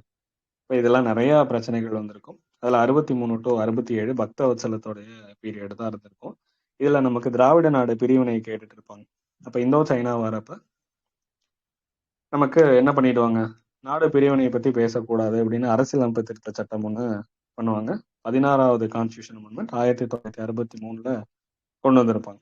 இறையாண்மையை பாதிக்கிற மாதிரி திராவிட நாடு கொள்கை வந்து இருக்கக்கூடாது, இந்த மாதிரிலாம் நாடு பிரிவினை கோட்பாடு யாரும் பேசக்கூடாதுன்னு சொன்னோன்னே இவங்க திராவிட நாடு கோரிக்கை, நம்ம இந்தோ சைனா வரை நடக்குது, அப்ப வெளியில இருந்து ஒருத்தன் வந்து இந்தியாவை அட்டாக் பண்றான், அப்ப நம்மளும் வந்து பிரிஞ்சு போகக்கூடாது அப்படிங்கிற எண்ணத்துல என்ன பண்ணுவாங்க, திராவிட நாடு கோரிக்கையை வந்து கைவிடுவாங்க. ஓகே, அதுக்கப்புறம் மத்திய அரசாங்கம் என்ன கொண்டு வந்திருப்பாங்க, அலுவல் மொழி சட்டத்தை வந்து நடைமுறைப்படுத்துறோம், ஹிந்தி வந்து கொண்டு வரோம் அப்படின்னு சொல்லியிருந்திருப்பாங்க. அப்ப 1963 அரசியலமைப்பு சட்டத்தை எரிக்கிறோம் அப்படின்னு சொல்லிட்டு போராட்டம் நடத்துறாங்க திமுக. ஓகே, இப்போ அரசியலமைப்பு சட்டத்தை எரிக்கிற போராட்டம் தொடங்குறாங்க. ஆனா அரசியலமைப்பு சட்டம் எரிக்கப்படக்கூடாது அப்படிங்கிறதுக்காக முன்கூட்டியே எல்லாத்தையுமே அரெஸ்ட் பண்ணிடுறாங்க. ஓகே, காவல்துறை வந்து முன்னாடியே எல்லா தலைவர்களையும் அரெஸ்ட் பண்ணிடுறாங்க. அண்ணாதுரை உட்பட அவர் மேலேயும் கேஸ் போட்டு எல்லாத்தையும் அரெஸ்ட் பண்றாங்க. ஆனா இறந்துடுறாரு 64. நேரு வந்து வாக்குறுதி கொடுத்திருப்பாரு, மக்கள் ஏற்றுக்கொள்ளாத வரைக்குமே இந்தி கொல்லப்பட மாட்டாதுன்னு சொல்லியிருப்பாங்க. ஆனா அவர் இறந்ததுக்கு அப்புறம் 1965 ஜனவரி ஹிந்தி தான் ஆட்சி அப்படின்னு தெரிவிச்சிருவாங்க. அப்போதைய பிரதமர் லால் பகதூர் சாஸ்திரி இருந்திருப்பாங்க. பெரிய லெவல்ல மாணவர் போராட்டமும் நடந்திருக்கும் நம்ம தமிழ்நாட்டுல. மறுபடியும் மிகப்பெரிய அளவில் போராட்டம் நடந்த அப்புறம் 18 நாட்கள் வந்து அந்த போராட்டம் இருந்துச்சு. எல்லாருமே அரெஸ்ட் ஆகிட்டாங்க.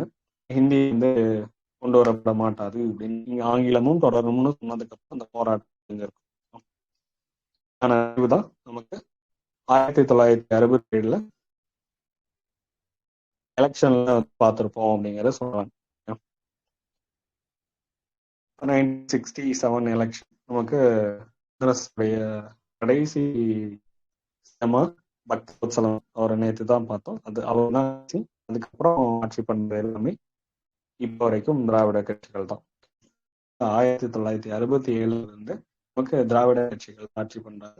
இப்போ முதல் 67 காங்கிரஸ் வீழ்த்தி ஆட்சிக்கு வந்தது திராவிட முன்னேற்ற கழகம். போதும், இதுக்கு மேல படிச்சோம் நிறைய ஆல்ரெடி அண்ணாவுடைய பர்த்ல இருந்து 1950 இருந்து 1967 வரைக்கும் எப்ப நீதி கட்சியில சேர்ந்தாரு அப்படிங்கிறதுல இருந்து 19 அப்படியே அதை மட்டும் ஒரு ரிவிஷன் எப்ப நீதி கட்சியில சேர்ந்தாரு.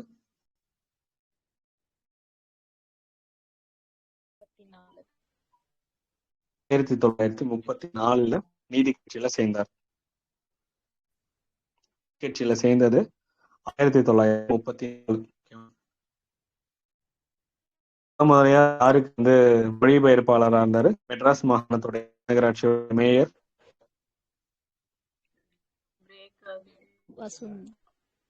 வாசுதேவ். வாசுதேவுக்கு தான் வந்து மொழிபெயர்ப்பாளராக இருந்திருப்பாரு. அவருடைய என்ன பத்திரிகை,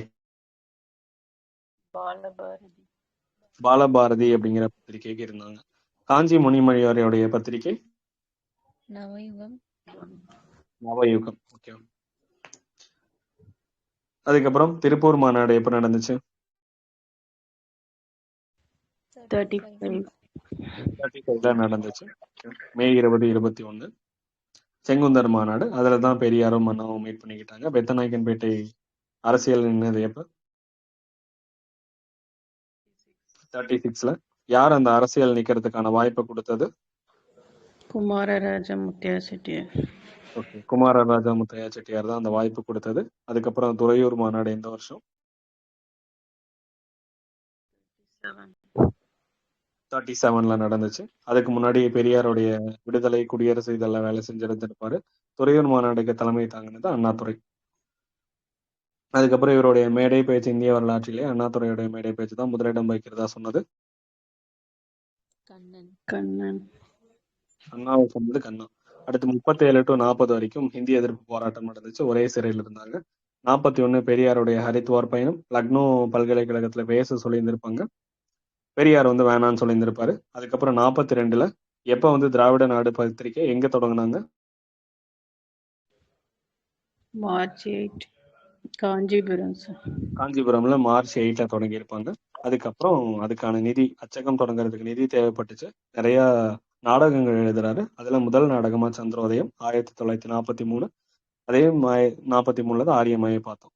ஓரிரவு, வேலைக்காரி, சிவாஜி கண்ட இந்து ராஜ்யம், நீதி தேவன் மயக்கம், காதல் ஜோதி, பாவையின் பயணம், குமாஸ்தாவின் பெண், கொலைகாரியுடைய குறிப்பு, நல்ல தம்பி, இந்த மாதிரி நாடகங்கள்லாம் எழுதியிருப்பாங்க.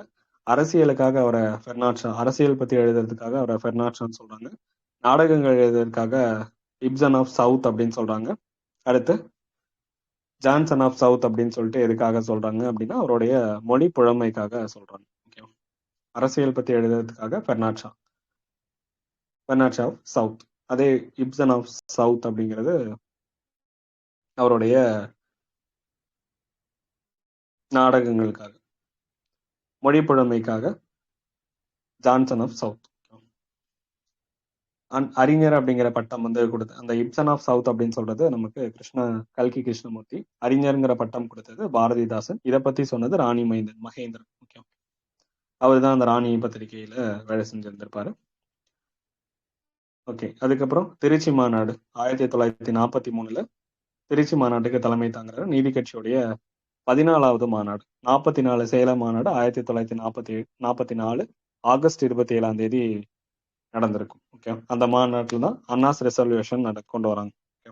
அண்ணாஸ் ரெசல்யூஷன், அண்ணாவுடைய தீர்மானம் படிக்கிறாங்க. கியாபை விஸ்வநாதன் 14 குற்றச்சாட்டுகள் வைக்கிறாங்க பெரியாருக்கு எதிராக. இதை நீதி கட்சியை அரசியல் கட்சியாவே இருக்கணும், சமூக சீர்திருத்தமா இயக்கக்கூடாது அப்படின்னு இயக்கமா மாற்றக்கூடாதுன்னு சொல்லி இருந்திருப்பாங்க. இப்ப அதுல எல்லாருமே தனியா பிரிஞ்சு போய் நீதி கட்சியில இருப்பாங்க. அண்ணாதுரையும் பெரியார் மட்டும் இத திராவிடர் கழகமா மாத்தி இருந்திருப்பாங்க. இது நீதி கட்சியோடைய மூளைதான் அண்ணா அப்படின்னு சொன்னது யாரு?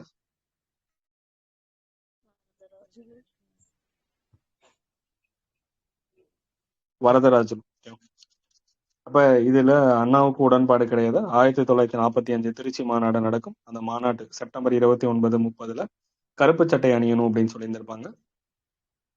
அதுக்கான தீர்மானம் கொண்டு வந்திருப்பாங்க. இங்க கருத்து வேறுபாடு உருவாகும், உங்களுடைய விருப்பம்னு அண்ணா சொல்லியிருந்திருப்பாரு. அப்ப இதை பத்தின கருத்து வேறுபாடுகளை ராஜபாட் ரங்கதுரை, மரத்துண்டு, இரும்பாரம் இந்த மாதிரி உருவாக கதைகளா சொல்லியிருந்திருப்பார். அடுத்து 46 இந்திய எதிர்ப்பு போராட்டம் நடக்கும் டி பிரகாசத்துடைய ஆட்சியில. அந்த போராட்டத்துல அண்ணாதுரை தான் போராட்டத்துடைய தளபதியா இருப்பார். அதே 46 தான் பாரதிதாசனுக்கு பரிசு கொடுக்கறது நாமக்கல் செல்லப்பரெட்டியார் அவருடைய தலைமையில நடந்திருக்கும். பச்சையப்பா கல்லூரியில நடந்திருக்கும். ஓகே, அதுக்கப்புறம் 47 பார்த்தோம், துக்க தினமா அனுசரிக்க சொல்லியிருந்திருப்பாங்க. அண்ணா வந்து இன்ப நாளா கொண்டாடுங்க அப்படின்னு திராவிட பத்திரிகைகளை சொல்லியிருந்திருப்பாரு. இவங்க 2 பேர்த்துக்கு இடையில கருத்து வேறுபாடுகள் உருவாகும். ஏன்னா அவர் பொதுச் செயலாளர், இவர் தலைவர்.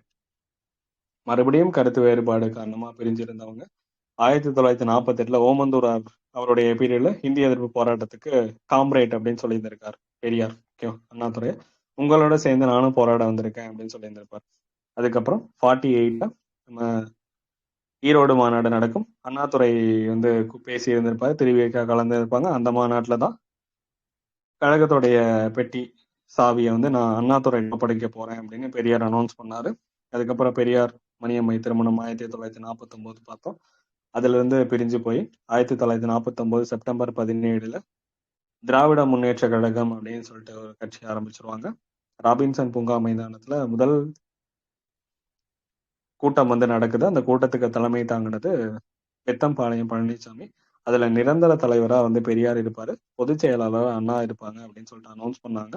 அதுக்கப்புறம் இந்த மாதிரி ஒரு கட்சி வந்து அரசியல் வரலாற்றிலேயே இவ்வளவு வேகமா வளர்ந்ததுக்கான சான்று கிடையாது அப்படின்னு கண்ணதாசன் சொல்லியிருந்திருப்பாங்க. அதுக்கப்புறம் குமாரசாமி ராஜாவுடைய பீரியட்ல அவர் எழுதின ஆரியமாயை 1943 அந்த நூலுக்கு 7 வருஷம் கழிச்சு 1950 தடை விதிச்சிருப்பாங்க. அதுக்கான வழக்கு விசாரணை திருச்சியில தான் போயிட்டு இருந்திருக்கும். அதை போய் ஒவ்வொரு டைமும் பிரச்சாரம் பண்ணிட்டு வந்திருப்பாரு. அதுக்கப்புறம் ராஜாஜியோடைய ஆட்சியில குலக்கல்வி திட்டம் எதிர்ப்பு தெரிவிச்சு இருந்திருப்பாங்க. காமராஜருடைய பீரியட்ல தமிழ்நாடு அப்படிங்கிற பெயர் மாற்றத்துக்கு அரசியலமைப்பு திருத்தம் வேணும்னு அவருடைய கான்ஃபிடென்ட் ஆயிருந்திருக்கும். அடுத்து பக்தவத்சலம் பீரியட்ல நம்ம அலுவலக மொழி சட்டம் அந்த பிரச்சனை வந்திருக்கும். அதுக்கப்புறம் 1965 பெரிய அளவுல இந்திய போராட்டம் நடந்திருக்கும். இதனுடைய விளைவு 1967 எலெக்ஷன்ல பார்த்தோம் அப்படின்னு சொல்லி இது வரைக்கும் முடிச்சிருக்கோம். ஓகே, அப்ப இதுக்கப்புறம் அவங்களுடைய கூட்டணி, யாரோட கூட்டணி வச்சாங்க, வின் பண்ணது அண்ணாவுடைய திட்டங்கள், அது மட்டும் பார்த்தா முடிஞ்சது. மோஸ்ட்லி அண்ணாவுடைய திட்டங்கள், நம்ம கூட்டணி இந்த அரசியல் ரீதியாலாம் நமக்கு தேவையில்லை, திட்டங்கள் மட்டும் பார்த்தா முடிஞ்சிருச்சு. ஓகேவா? அண்ணா நாளைக்கு வந்து ரிமைனிங் முடிச்சிடலாம். ஓகேவா?